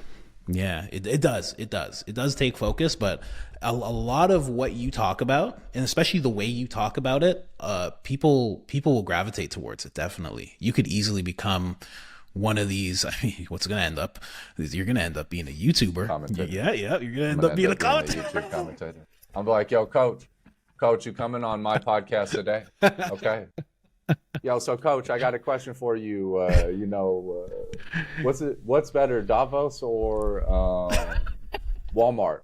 2 years from now, you're like, yo, coach, I just want to know, why are conservatives such and I'm like, oh gosh. Yo, coach, how come all the conservatives are blaming feminism for their problem? I'm just saying, like, there's a lot of conservatives blaming women for their problems. That's fascinating. Gosh. There's a rabbit hole into that of Andrew Tate and all these guys who are alphas. Tate blocked who are me. Really, he's a candy ass. He's not even a real gangster. Did he? Yeah, he's a candy ass. Man, I probably spoke to his soul too many times. Yeah, something, man. I'm really not into those guys. I think they're spreading degeneracy. I think they're putting a lot of people on a very dark path in life, you know. They're teaching us how to be more manly. Yeah. Yeah, all of them with no kids, no wife, like, yeah, teaching people how to be men. Yeah, exactly. And international crimes, like, yeah, that's manly. Yeah. It's a good idea, guys. Yeah, there's a whole listen, if we went tinfoil, there's a whole thing I think about those guys, and I think they're positioned we need to do purposely. A part 2. Yeah, man, of course, 100%. No, 100%. You might have a point. We might agree on that. That might be easier to discuss than Davos. I'm just saying, like, they might be like the ethnic Epstein. Yeah, for a cheaper audience. That's what I think. That's what I think, man. You know, they don't serve the elites, but they have an audience. Yeah, they have people. They're flying in people. They're doing athletes. He has all the markings of someone like Epstein. The money, you can't explain his money. He has these charges, like all these different things, and then all of a sudden his dad has this connection to the CIA. They don't even seem like they look like their dad. It's just there's a bunch of weird things about those guys, man. Maybe they was adopted by Mary. Yeah, you know? right. Immaculate conception. You feel me? You know, when I'm trying to get knowledge on talking to all my church-going conservatives, when I'm trying to get knowledge on a man's role, you know, I go to the first book in the Bible, which is called Genesis 1, in fact. Yeah, it talks about how we appeared here. It I does. love the part about the ark.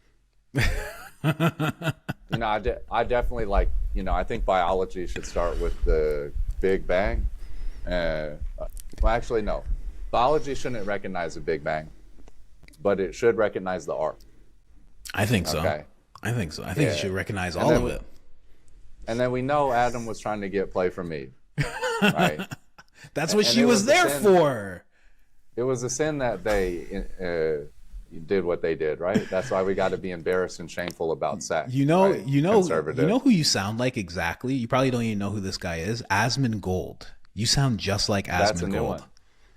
That's a new one. I ain't heard that yet. You sound just like him. If you listen to his stuff. Does he have a conflicted accent that kind of disappears depending on if he's talking about Davos or conservatives? It does actually. He's from Austin, Texas, and he's like blended. He's like one of the best communicators ever. So it's definitely a compliment coming from me. He's like a fantastic communicator. But yeah, man. You grow up around the evangelicals and you learn how to take everybody to church. See, that's the thing. I think he has a little bit of that type of background as well. So it's funny that you guys sound the same. But you know what I get? What? I've gotten computer science tape before, which is hilarious. I didn't study computer science. I know quite a bit about computer science Tate?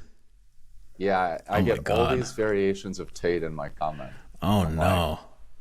They're like, oh, there's the thinner, less masculine Tate, or there's gay Tate. I've gotten gay Tate. I'm not even gay. I've gotten, yeah, exactly. I've gotten computer Tate. Oh my gosh. I'm like, do I look like Tate? I don't think so. Oh my God. The guy, it's just mixed guys. The guy who's not a journalist, not a comedian, outdoes me at the end of the podcast. Solid. No, that's what I like to see. No, I appreciate you. This is an awesome program. I appreciate you, bro. Yeah, man. I'm going to stop recording, but let's say goodbye off camera. All right, guys, that was it. We are out.